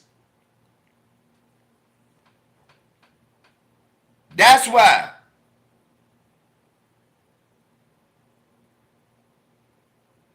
These motherfuckers surrounded by people who speak perfect English. You on the resort, surrounded in a compost, like bitches. You gotta sneak out in the town like a little rodent.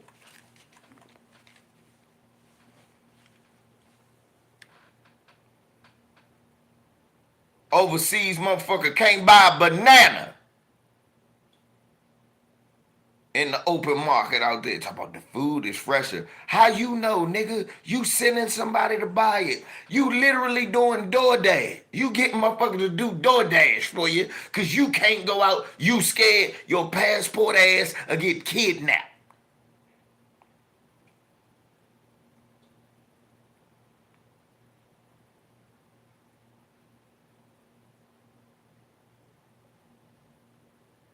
You leaving the country to get some pussy. Much pussy run around here.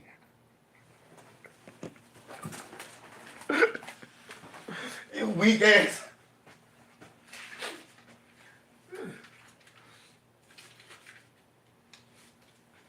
Passport bros. No. Passport bros paying for overseas hoes. Fuck out of here. You spending all that money to fly away and get passports and shit just to still be tricking off dollars. Shit, you could have been tricking here.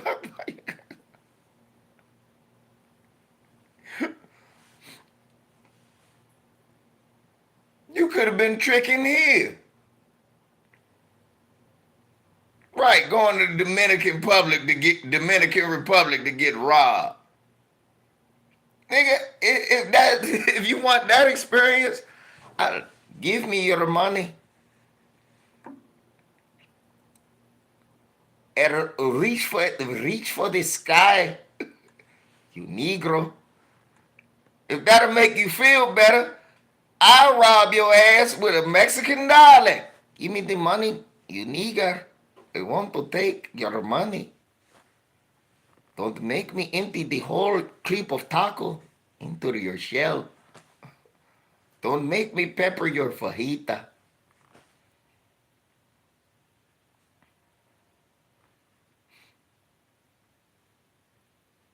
Don't make me pepper your fajita.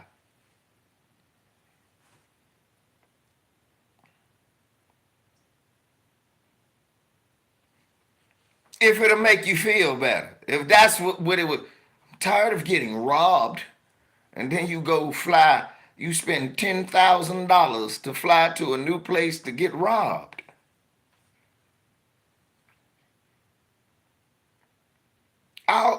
When I can rob you right here for free. You can stay here and get robbed. I'll rob your ass. Give me your money, you bitch ass.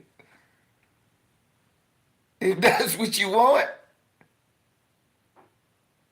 then you fly overseas to trick. You can trick right around where you live at. There's plenty of hoes.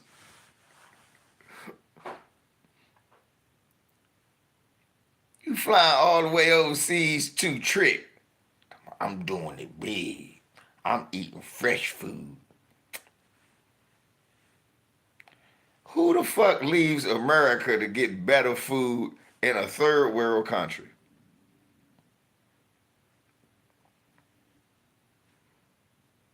Who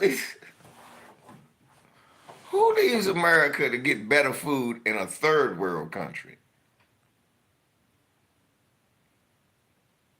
They ain't got no regulations on the chemicals they spraying on the motherfucker food. They done bought all the GMO seeds you can buy. Are you fucking crazy?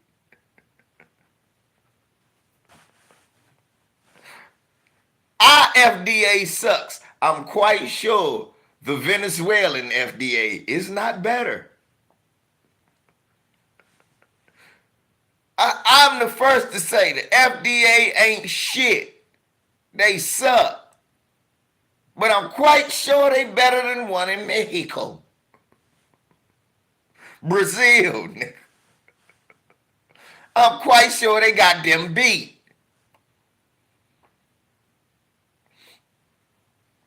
They ain't trying to tell you why they really over there, y'all. Them niggas over there to get a Brazilian pussy lift. That's what they want. Them bitch ass niggas over there trying to get a Brazilian pussy lift. I said them bitch niggas.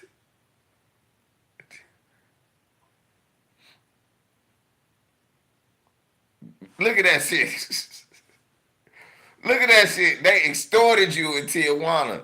You don't want to go to jail. You'll give me the dinero. If we don't have no money, we'll take you to an ATM. We're going to rob you.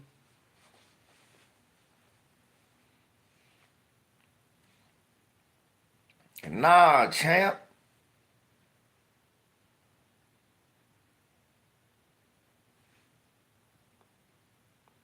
That shit horrible. You go. That's why nigga be like, nigga, you don't want to go to no other country. No, nigga. The country I built is here.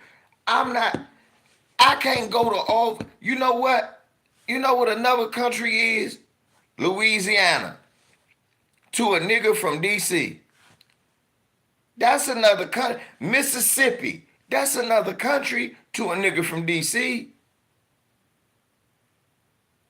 Right, man. Niggas got taco shells to your throat. I'll cut you. He done sharpened the taco shell. Got it up to your neck. Don't get you. Who saw the movie Borderland? Did anybody see the movie Borderland?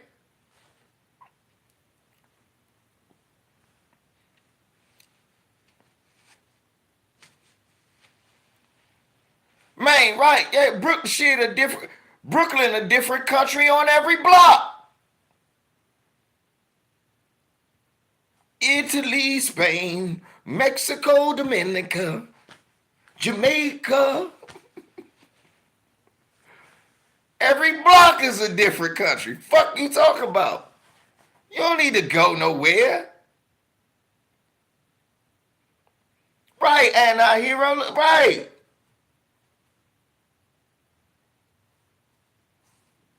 Minnesota, that's another country.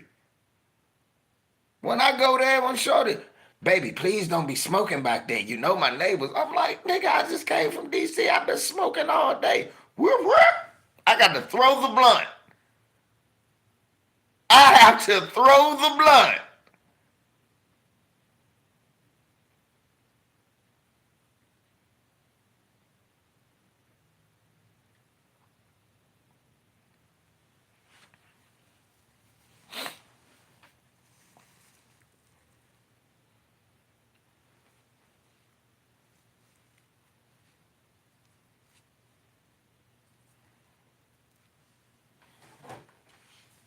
Crazy.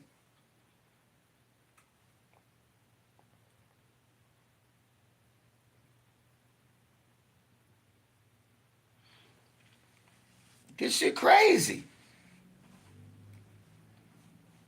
You going overseas, you going to different countries, thinking you coming up. Look, I hate to say it, Slim. Let me tell y'all some real shit. I understand black people's thinking. A lot of times you don't want to go to no European country, especially leaving America. You don't want to go to no Canada. It's a bunch of racist white people. You are better equipped to deal with that, nigga. Let me tell you something. I know you don't really want to go to no motherfucking Germany, France, England. You are better equipped to deal with that shit, nigga. You are not equipped to deal with a drug cartel who shoot the police up. You can't win that. Not unless you and 90 Crips is taking a trip together. If you taking a trip with 90 Crips, okay. With 500 Vice Lords, I feed. 200 GDs, 100 Black Disciples, okay. My nigga.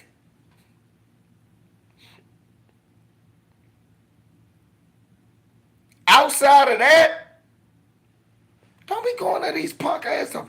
Oh, the drinks are cheap, nigga. You better find the cheapest liquor store in your area and get it there. It is not worth getting shot. It is not worth getting kidnapped just because you want to go drinking for the night.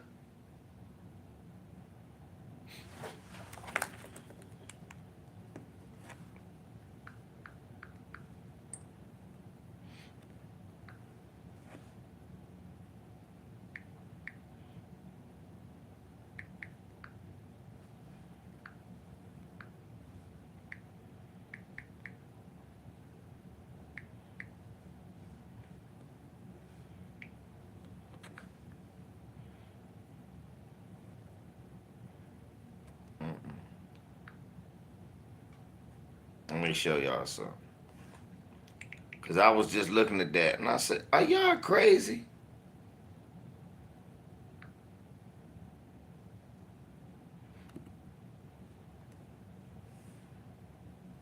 Who know? Let me tell you. Let me find it.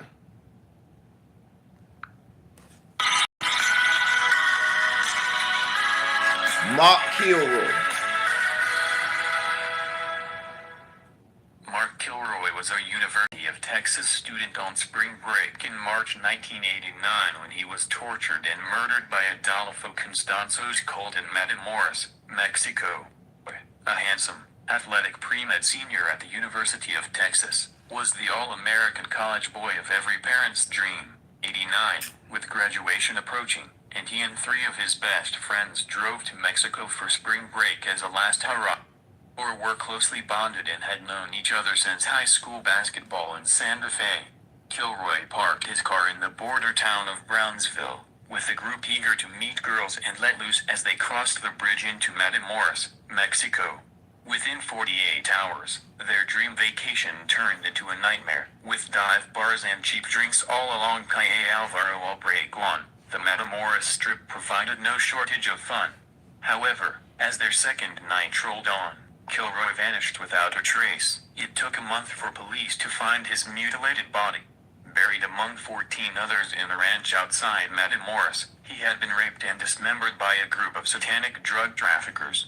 His legs were hacked off with a machete, while his spine was removed, and his brains were found boiled in a cauldron. Born on March 5, 1968, in Chicago, Illinois, Mark Kilroy's family moved to Texas when he was young.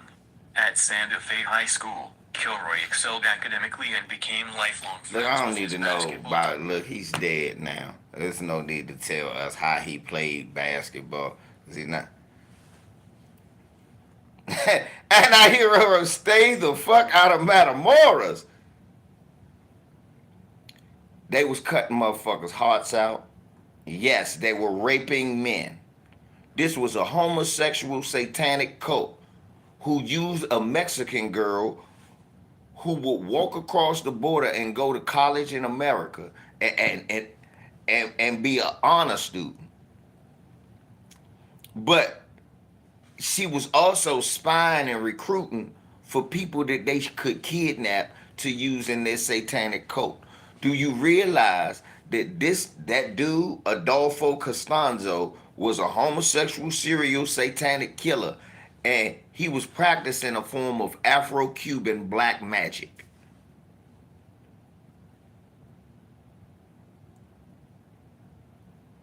So understand, they got hatred for black people, but everything they do is rooted in African tradition.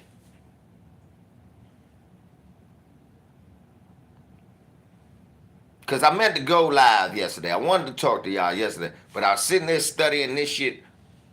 What, Monday? Yeah, Monday I got off early and sat and watched it. Tuesday, I went to the funeral, but I was watching it in the morning, came home, watched some more last night, and then some basketball. And then that's when I can't lie to and that's when I heard about the Mexicans doing that to the black people, and I was like, man, I got to talk to the family about this.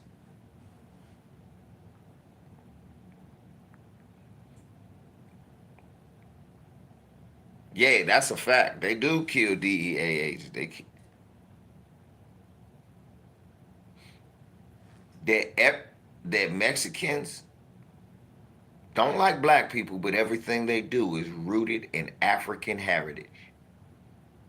From the religions that they practice and everything. Matamoros literally means the Moor slayer.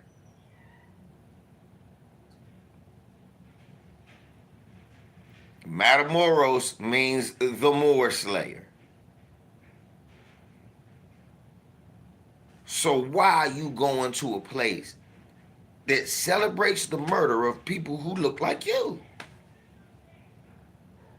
That's good information, anti-hero.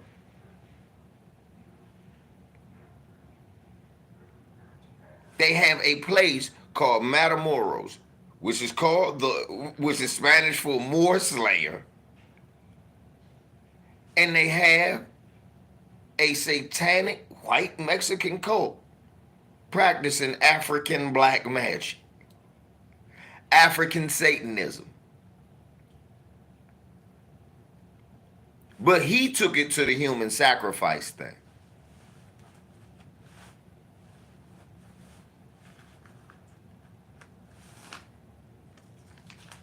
He took it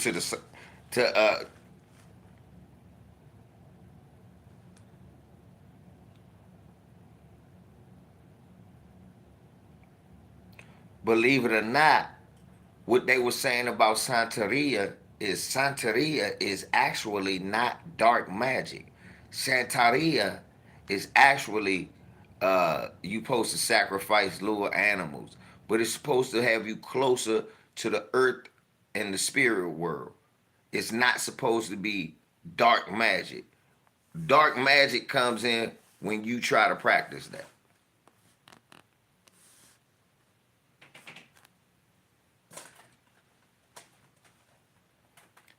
So in other words, nah, JP, more like they always perverting something and turning it into something else. Cause if you watch that documentary I watched yesterday, they were saying that Santeria is not really devil worshiping. It's two sides to Santeria. It's one side that's the light side and then the dark side. If you take it to the dark side, that's when you start cutting out people's hearts and brains and making necklaces with their spine. Because that's when they said the man's spine was mutilated. They said a coat hanger was going through his spine. He was going to make a necklace with his spine. Y'all got to understand, man. Don't be... We as black people got to know, man. We got... Especially FBA. Man, nah. Us as FBA supposed to know shit. We supposed to know, nah, that's not a good place for black people to go.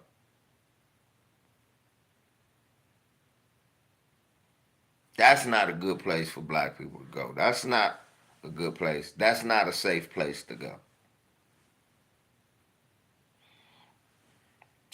Man, I've been to Mexico. I've been to Cancun. Nigga, you been to the resort.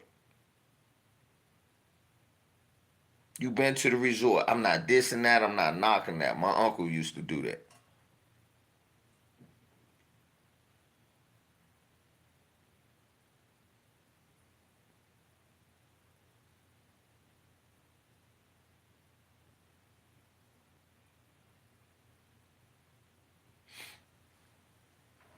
Me person? Yeah, you went to Cancun and you ran around, you talked to the little Mexicans around the resort. Yes, that's what you did. You ain't walking around Jalisco. You ain't walking around Mexico City. You ain't walking around Matamoros. You not walking around them motherfucking... You not walking around there.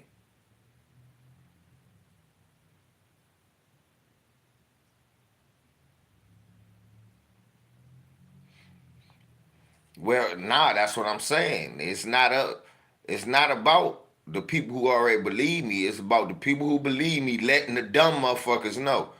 Now, can you save everybody? No. Can't save everybody. No, but you can do your best to inform and warn people. What they choose to do with the information.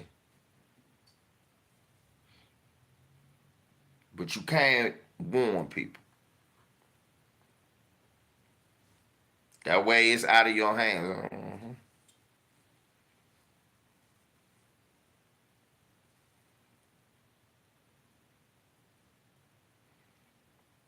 Right, Juarez, Tijuana. All these motherfuckers got cartels named after them. Sinaloa.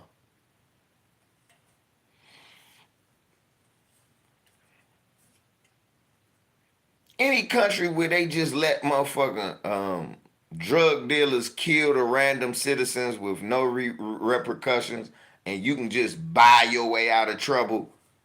Black people, you don't stand a chance there, nigga.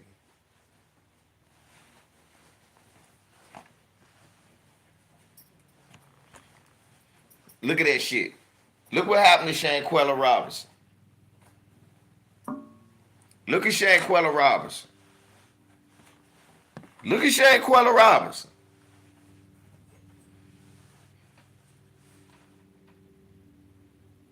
They let them take that girl over. They knew going to Mexico with that girl, oh, it's okay to kill her over there.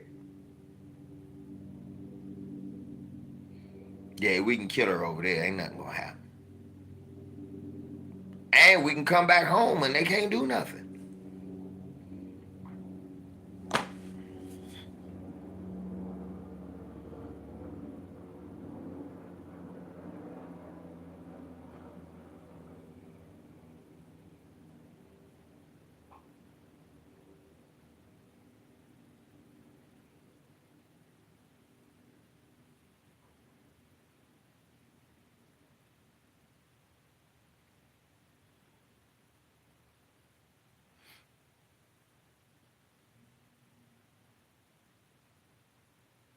That just lets you get away with it. This how corrupt Mexico is, y'all. They could have killed Shanquella Robinson, then took her ATM card if they knew her number or whatever, and paid them off with her fucking money. Murdered that lady. That lady paid for her own murder. She already paid to get them dusty niggas down there to that she thought was her friends to Mexico with them. But then, nah, I'm not motherfucker, you my friend. First of all, motherfucker, I barely take you to Carolina. Yeah, you better have some money when we gone. Some gas money, something. But if I'm gonna pay for you to go to Mexico, then I sanctioned and paid for my own murder.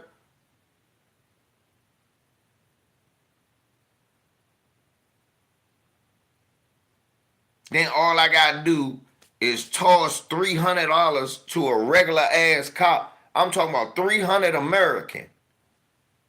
And I get away with killing a motherfucker.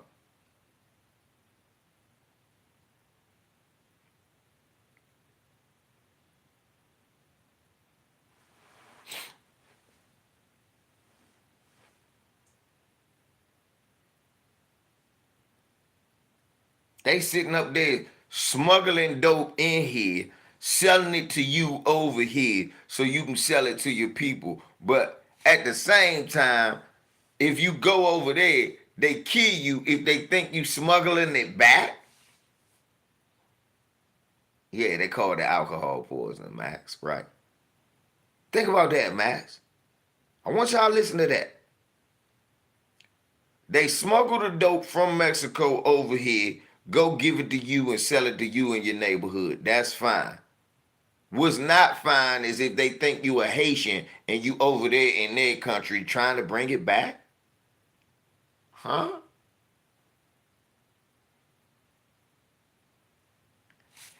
Even if they was smuggling dope, right? Even if they did think they were smuggling dope, they had to buy it. They didn't just, you know.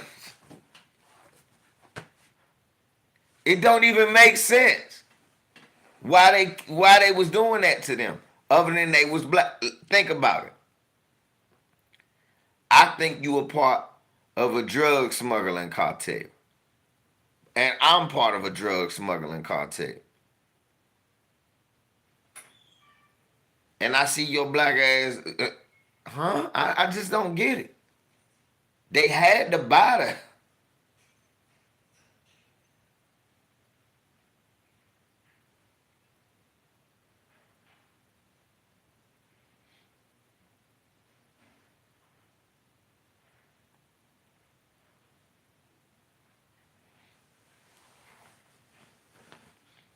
Going over these other countries and playing these motherfucker silly games if you want. Oh, I'm just going over there to.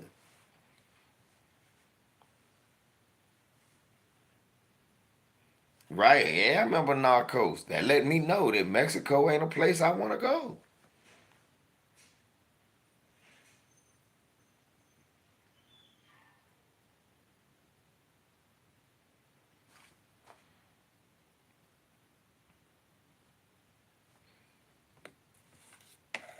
And we always running to do some silly shit.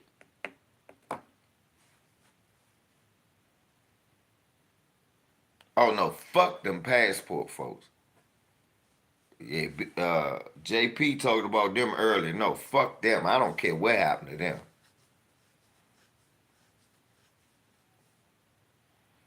Right.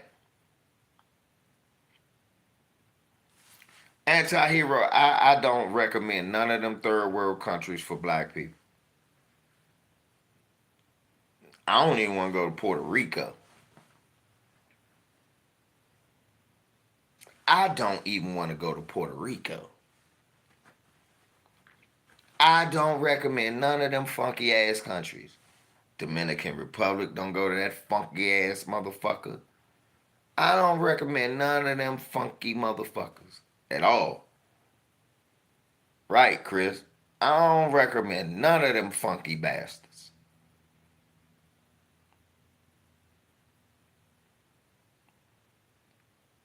What, you go to Dominican Republic, they might think you too dark skinned and then send you to Haiti. Ain't it some shit with all of them Spanish speaking countries when it comes to darker skinned people? No, I don't recommend you go to any of those motherfuckers. They should be treated with the same prejudice as any other racist place.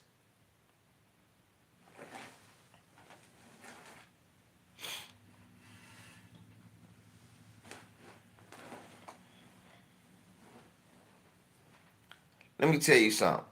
I want you to notice this about them Spanish speaking countries. Only time you see their black people on TV is when they come here and become famous. Am I lying? Tell me I'm lying.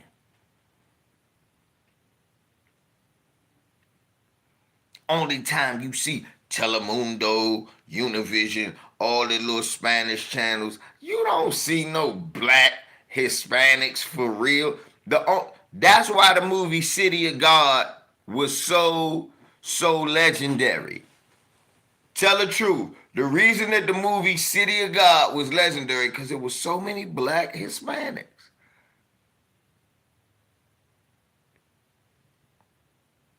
And they even portrayed most of them as nothing but gangbangers.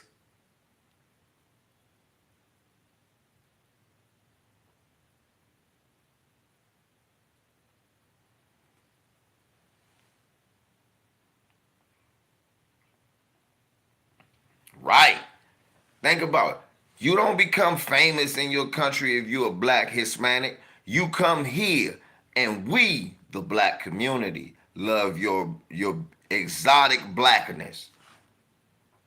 That's what happens. We love your exotic. Like the bitch who was talking about, she's Spanish, she's Cuban, but she got to play a black girl all the time. She get trapped into playing black girls. And the first thing I got to think was, bitch, they don't like you over in Cuba. They don't put you on TV. I know you exist, but they don't put you on TV or nothing that look close to you.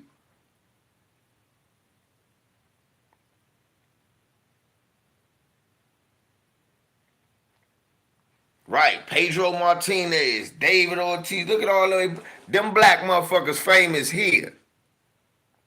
No, I'm Big Papi. They don't call you that shit at home. Call you El Negro. They call you El Negro de Millante. That's what they call you back at home. They don't call you no Big Papi in the DR.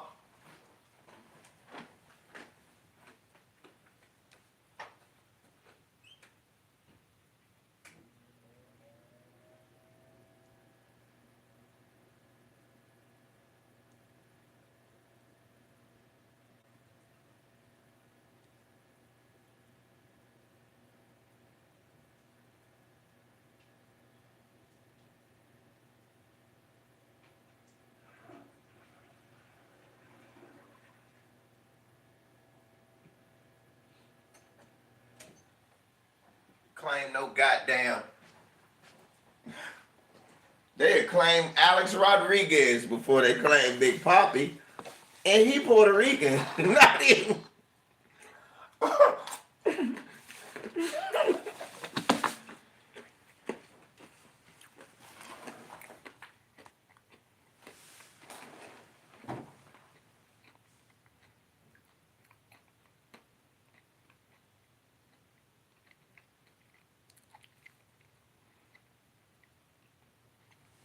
Right, they tried to kill his ass down there.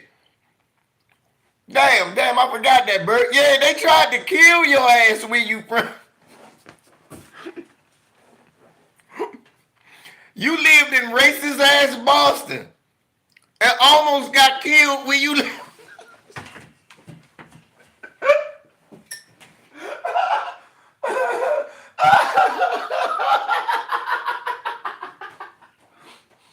I can't make this shit up. I'm not that good. You lived in racist ass Boston. You went back home among your own people and almost was murdered.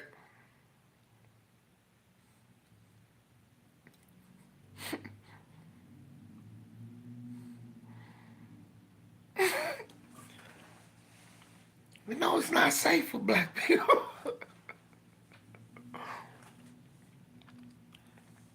My man said, "Father, I'm great to go to Puerto Rico, man." No.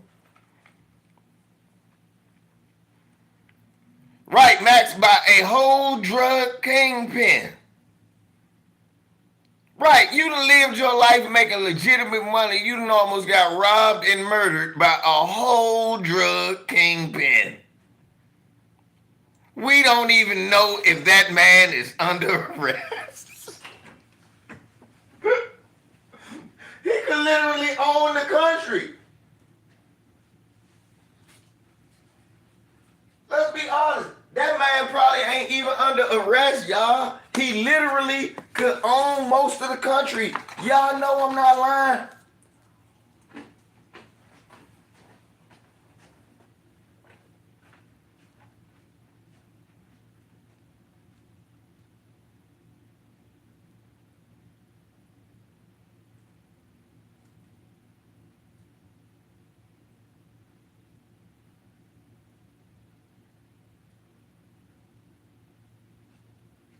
I heard a motherfucking feeling.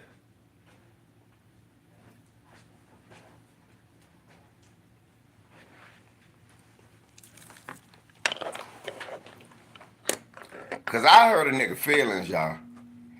I tell the truth. Spanish people talk about, well, we don't commit crimes like you niggers. Hold up. You come from a whole culture. Y'all laughing. Y'all get ready to laugh at this. Spanish people be talking that shit like they model minority. Motherfucker, you come from a whole culture where drug dealers build their own jails.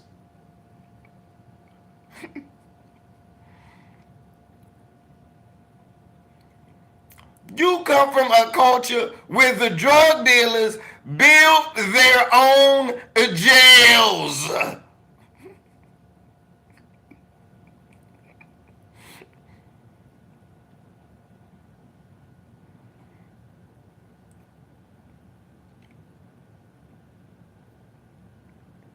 And who in here don't know what the fuck I'm talking about?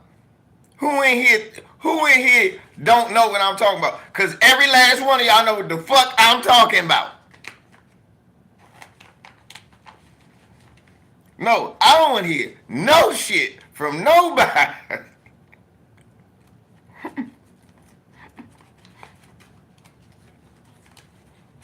It ain't a person in here or a person who gonna see this video who don't know what I'm talking about. Right. I know you do.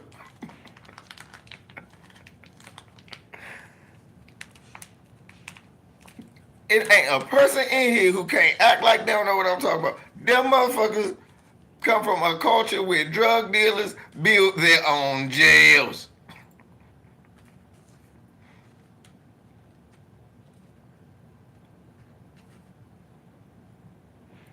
Why can't you niggas be more like them? What, and assassinate the president? Right. Nigga built a castle and said, all right, I'm gonna put myself in jail. How about that? Okay.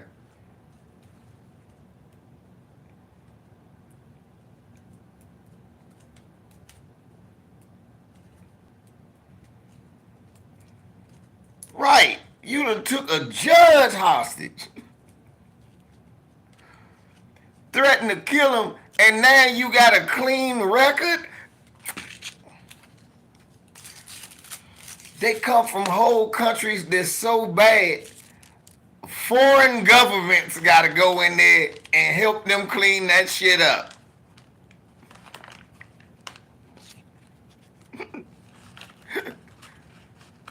Motherfuckers come from a culture so bad. Foreign governments gotta come and look. This shit is crazy. We can't look.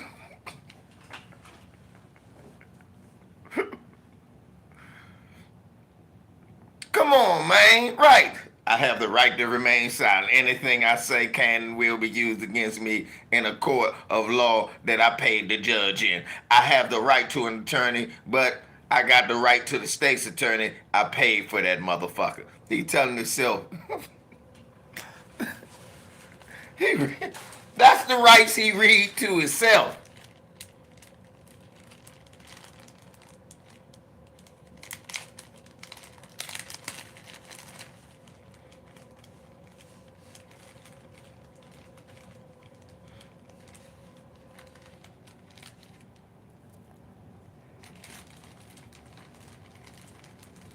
Yes. No, Max. Remember when El Chapo was arrested? And then they broke him out and didn't look for the nigga.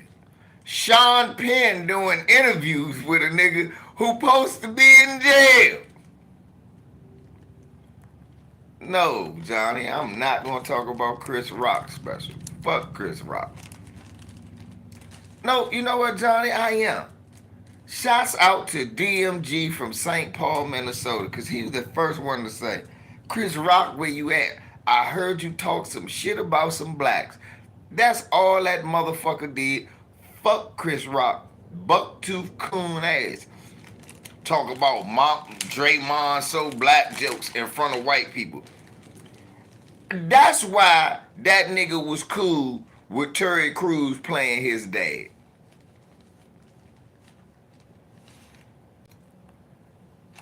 You know why Terry Crews played Chris Rock's dad on Everybody Hates Chris? Because that was the nigga who most reminded him of his dad. A coon ass nigga. I can understand that now.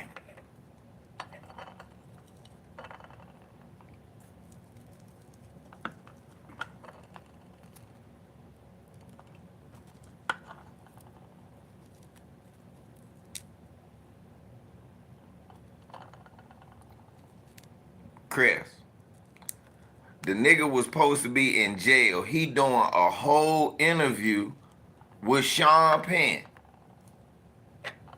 A foreign government gotta come and arrest you.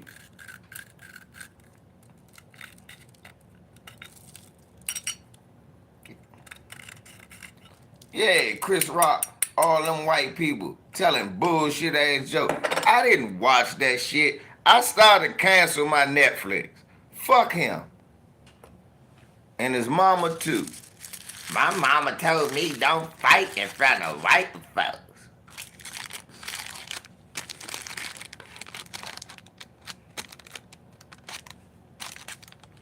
My father told me don't let nobody slap the shit out you. It don't matter who around. My father told me anybody can get it. That's what, I don't know what your mother taught you, but your mother also taught you to say you hate niggas in front of white people.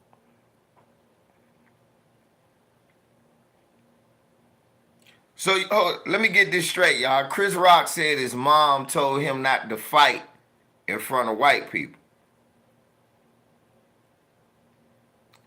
However, his mother never told him, boy, don't be letting them white people say nigga around you.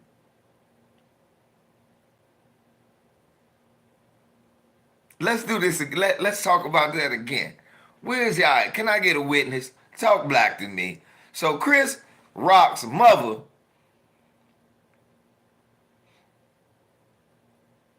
Aladdin, huh? Would you say your mother said, mother, a man slap you and you don't do nothing? You his now.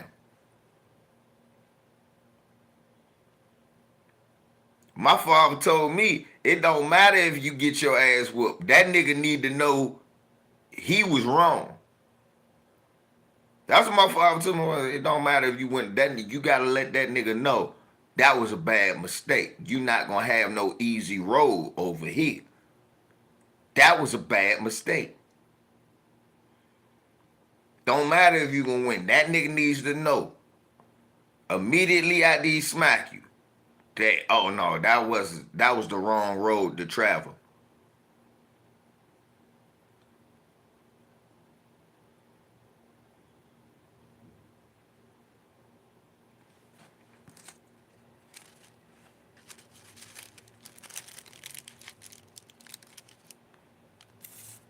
That's fucked up. He said they should have told him keep people wise name out his mouth. Nah.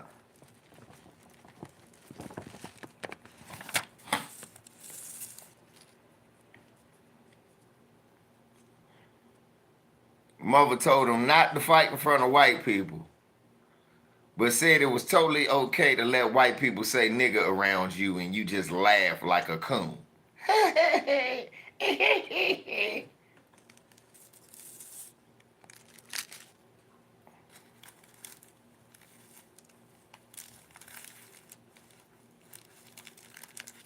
Explain that to me, y'all. So it was cool.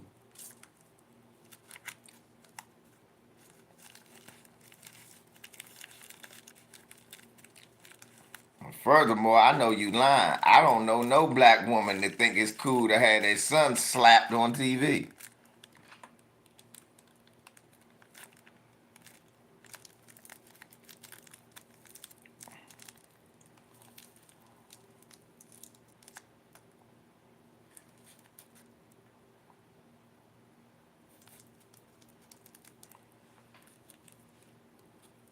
Nah, that ain't what happened, man.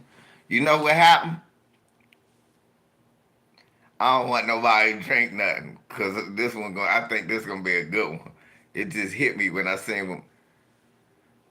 Based on them jokes, Will Smith slapped the black out that nigga. Ain't that a bitch?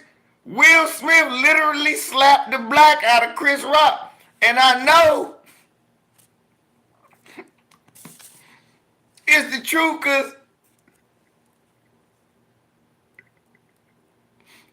he slapped that nigga so hard he started telling white supremacist jokes. What about black on black crime? slavery wasn't that bad. White people ain't that bad. Fuck niggas. He slapped the black out that nigga.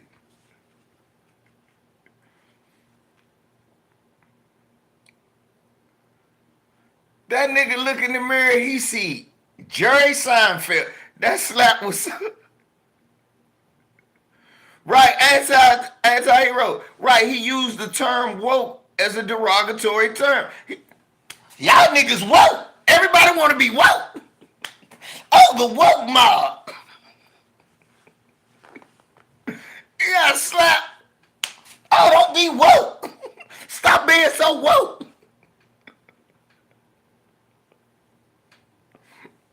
Woke is the problem in the black community. Whoa. Might go slap that nigga again. Black power in this motherfucker. Black power in this motherfucker. Smack some Sarah Suit Seti into his ass.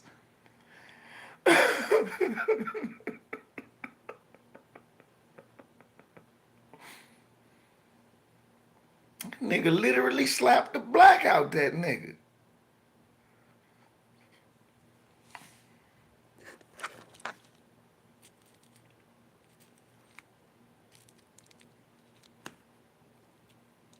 Remember your grandma, your mom, I'm gonna slap the black out of you, off of you. Shit.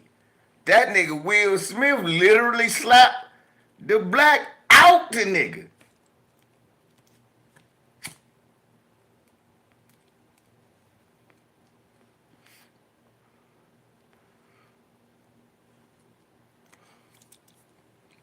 All these years, man. Maxwell, all these years, y'all, we been a living. Your mom and grandma threatened to slap the black out of you. God damn. We finally see what it looked like.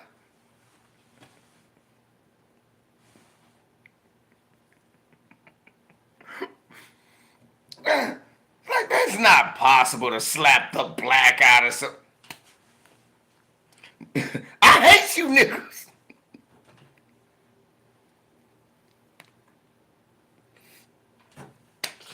I watched a slavery movie to see a nigga get beat.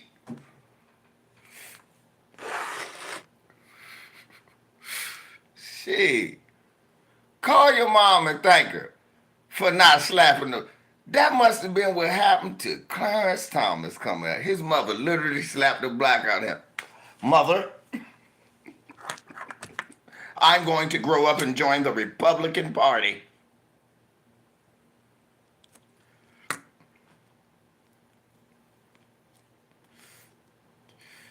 We find out that's what happened to Candace Owens. She went to school talking shit one day, her sister.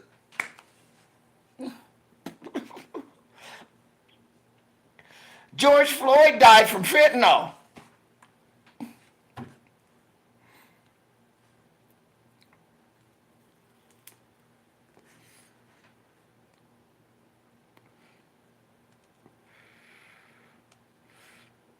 You don't want the black slapped out you. Man like that one. Look, man like that.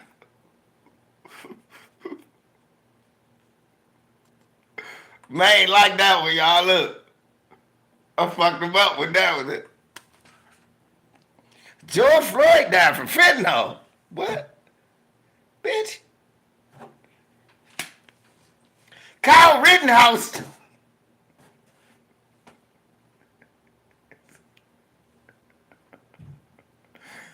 Kyle Rittenhouse ain't guilty.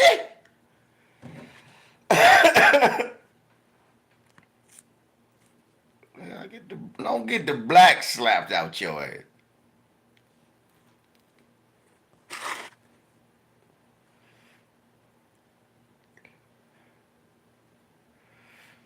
Right, man.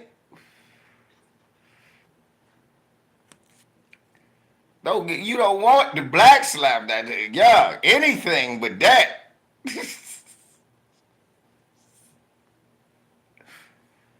Y'all know damn well y'all don't want the black slapped out of you. Next thing you on TV, all lives matter. What the fuck? What happened to that nigga? Somebody slapped the black out. All lives matter. Get slapped. Say, all lives matter.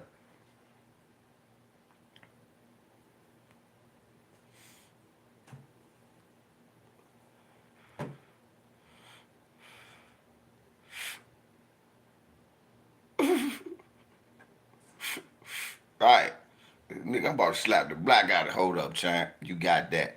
You got that. Oh, nigga, what's up, baby? That's what I said. You got that, champ. I ain't fucking with you. You got it. But I need mine, man. You ain't Chris rocking me. You know what I'm saying? Get the black slapped out of you. Ain't this a bitch? You not Chris rocking me, nigga. You know how I do. That's just what happened. Look, that nigga Tariq Nasheed, man, he guilty. You know how I do.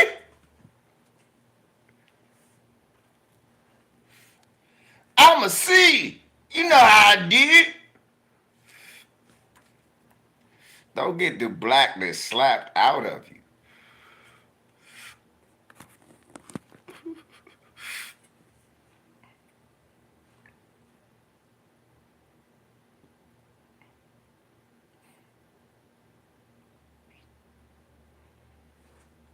Oh, nigga, blackness just slapped out of man.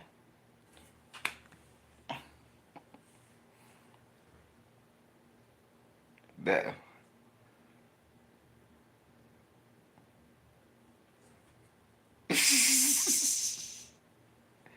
Oh, that nigga just got rocked. He got Chris rocked. Means the blackness was knocked out. Knocked that nigga to a conservative. Soon they hit that nigga. White Jesus on the wall. Man, hit that nigga so hard he put a white Jesus on his wall.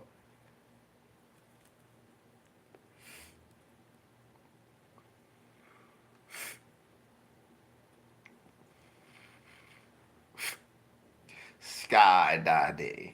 Put him right up on the wall. Hawk! Hit that nigga. Hawk! That's just what happened. That's just what happened.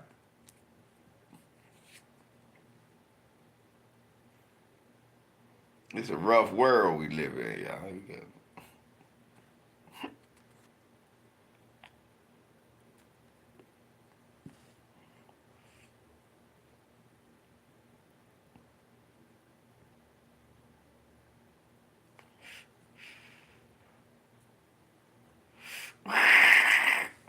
Man, say I've been laughing the whole game. This time. Man, say, bro, you been fucking with me this. Okay, baby. We'll see you. We'll see you. You better not go to Mexico. I know that. Matter of fact, what's it called? What's the Kiss Goddess too? She better.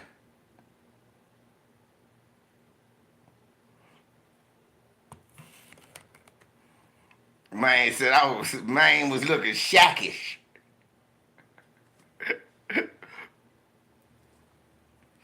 Like, Busy, come on, bro. You gotta give me some leeway.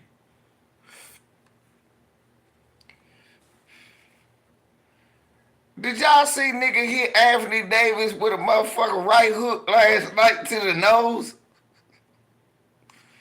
God damn. Who saw Anthony Davis get hit? That nigga, he said, you want a rebound, huh? He hit that nigga with a quick jump. Yeah. Quick right hook. Who saw that? Anthony Davis got hit with, yeah, that's a regular foul. Okay, I'll be in there.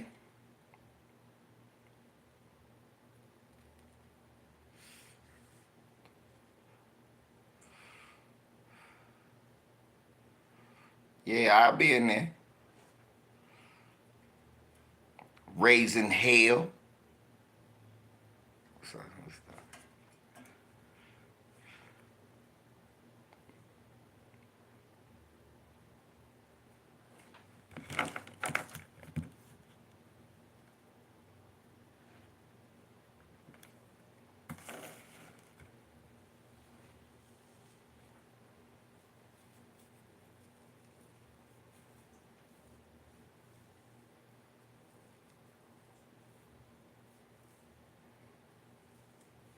Cool.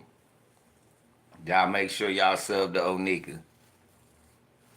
Go see if you better not be getting kidnapped by no Mexicans.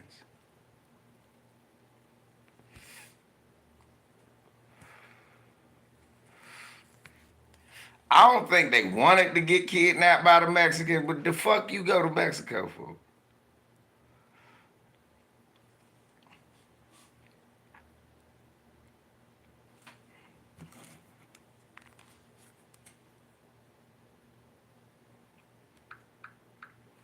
Why did YouTube say that bucking my eyes was hate speech? YouTube said the bucking my eyes song was hate speech.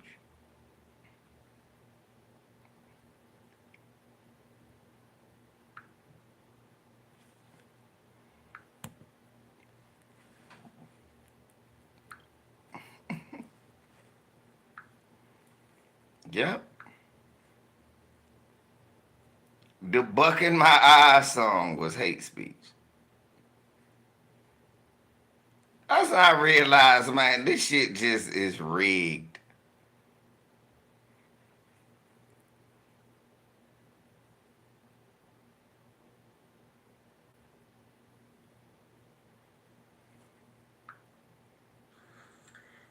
Shalom family.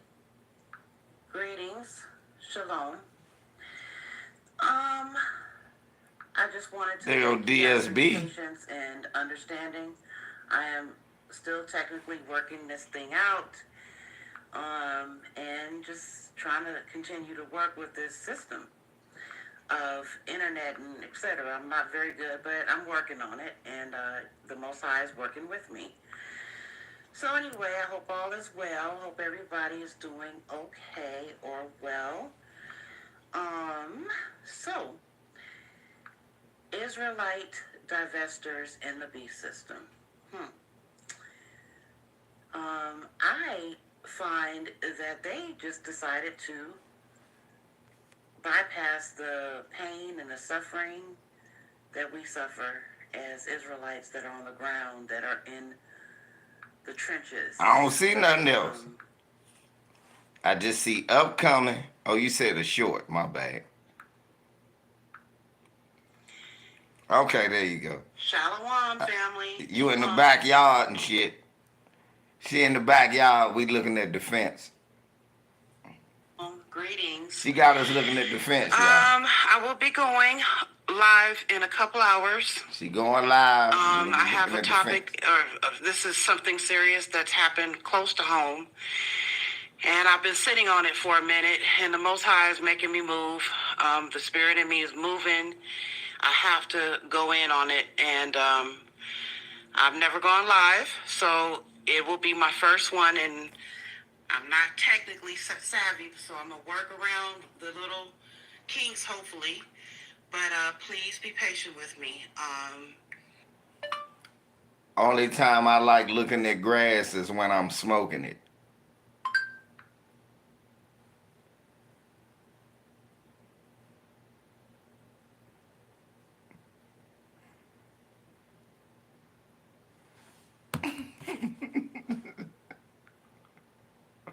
I'm mess with you, oh nigga. I'm gonna mess with you, oh nigga.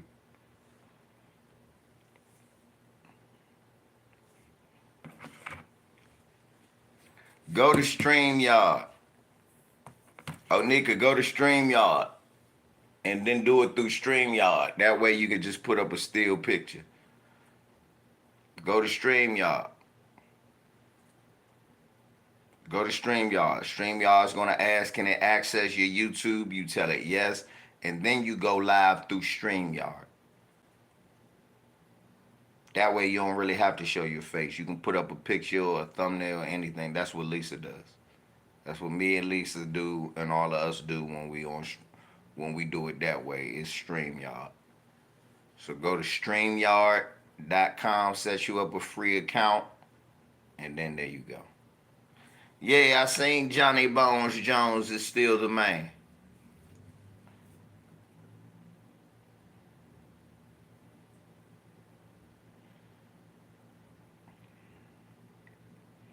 Yeah, Johnny Bones Jones is still the man.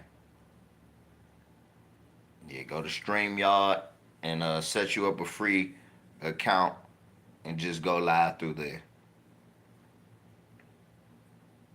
Mm-hmm. Yep, you can use your avatar.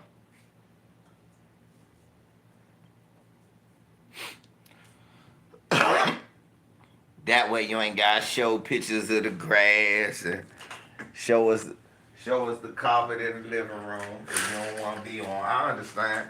A lot of people don't like to be on camera. It feels good out here.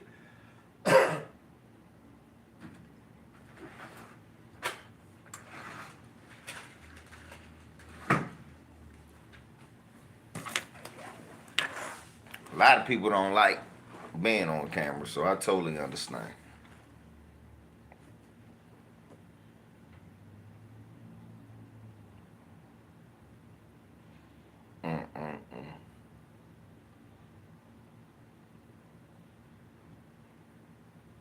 Yeah, and then you can use that on your live avatar. You can use that avatar on your live.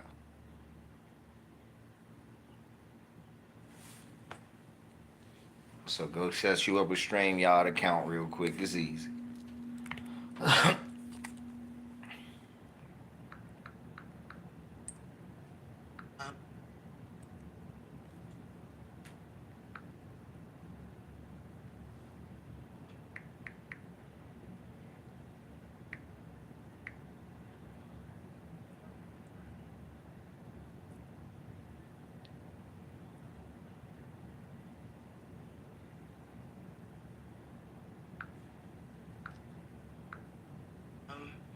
Please join me.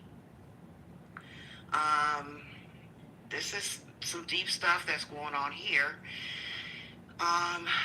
Yeah, everything in the suburbs is not what it's cracked up to be. So definitely I'm going in. I don't. Shalom, family. Shalom. Greetings. I will be going.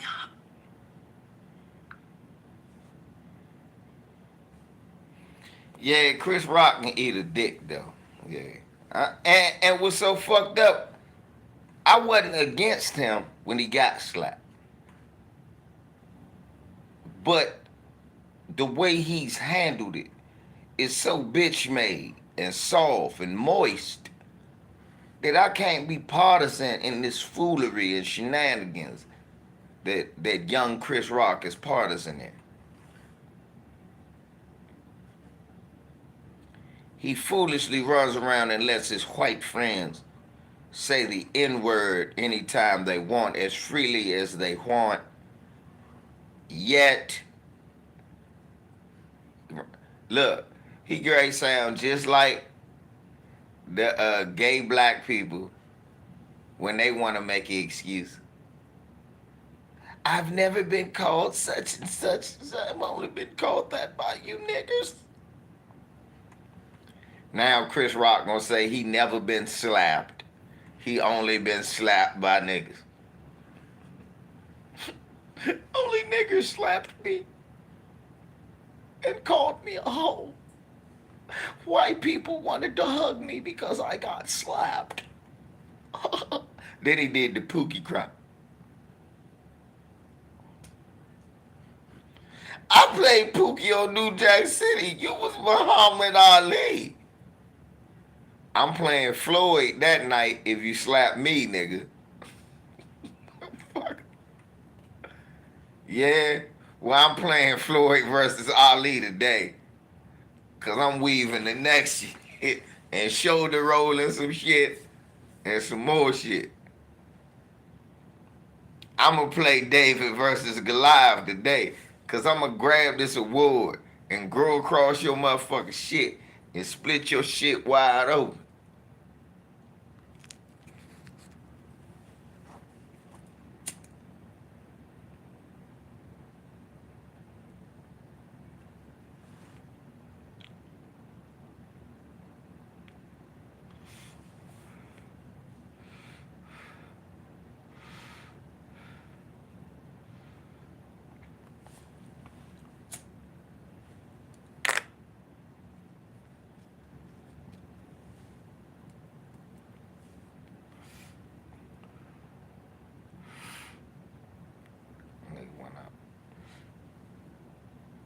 You a bit look. You slap me and I ain't do nothing. That's how I know you a bitch. Huh? Hold up. Ooh, can I answer that one? That was when I was in class. Ooh, ooh, ooh. You remember that? When you really knew the answer in class. Ooh, ooh. You waving and shit. Ooh.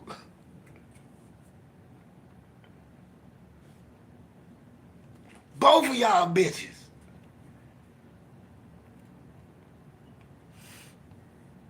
Anyway. But yeah, that's my thought.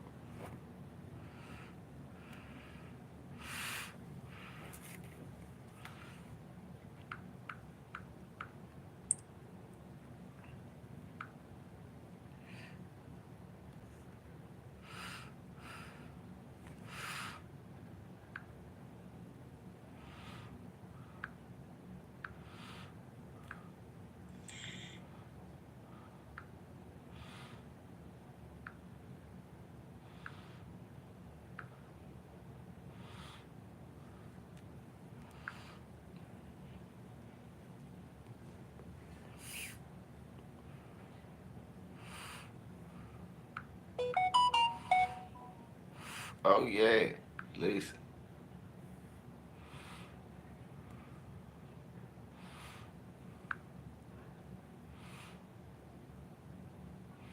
Oh shit.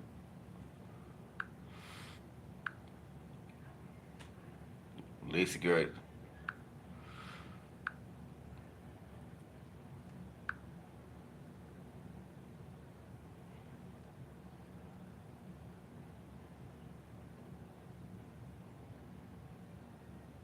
Look at this shit. What the fuck? Hello, Tenno.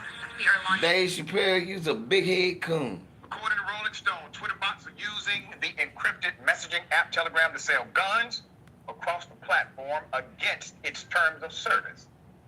This comes after Elon Musk's Twitter takeover, where he announced he'd make cleaning up the bot a top priority.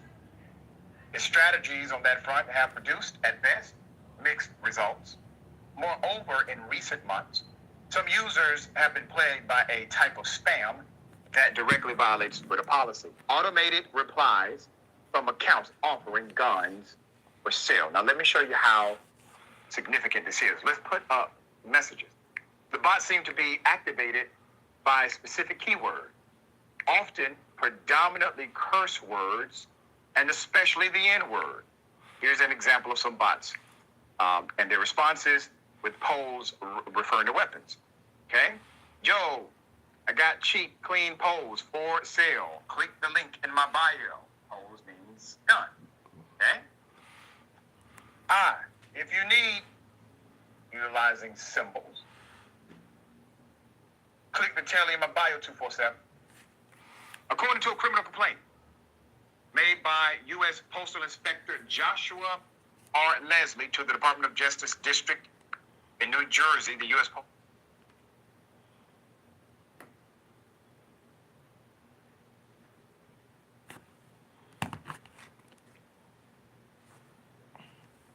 So they give them guns to anybody say the N-word on Twitter.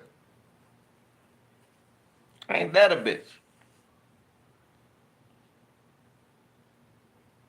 But I can't say Peckerwood.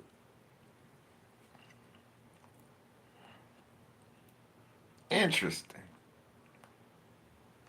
I can't call out tethers.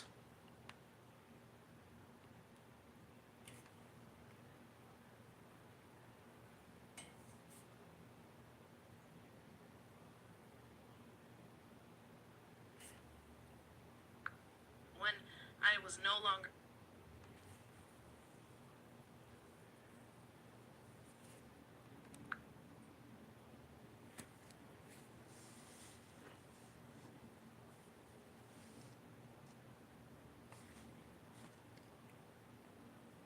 This shit is crazy.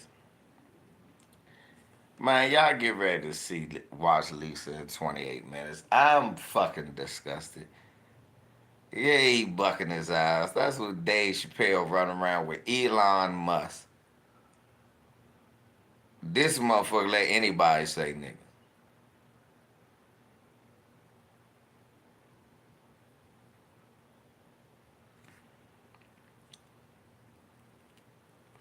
This is disgusting. Y'all make sure. Right. I can't say Peckerwood. This motherfucker try to get me off the platform. These motherfuckers should say, anybody say nigger, we'll give you a gun. It's the American way. Bullshit. Bullshit. Man, let me get out of here. Y'all make sure y'all tune into our sister Onika and our sister Lisa in a little bit. Y'all see me in the chat room causing ruckus, blocking trolls. She gonna tell us about what's going on in this stabbing up in Santa Rosa. Motherfucker stabbing people. Where did you say Santa Rosa? Santa Rosa.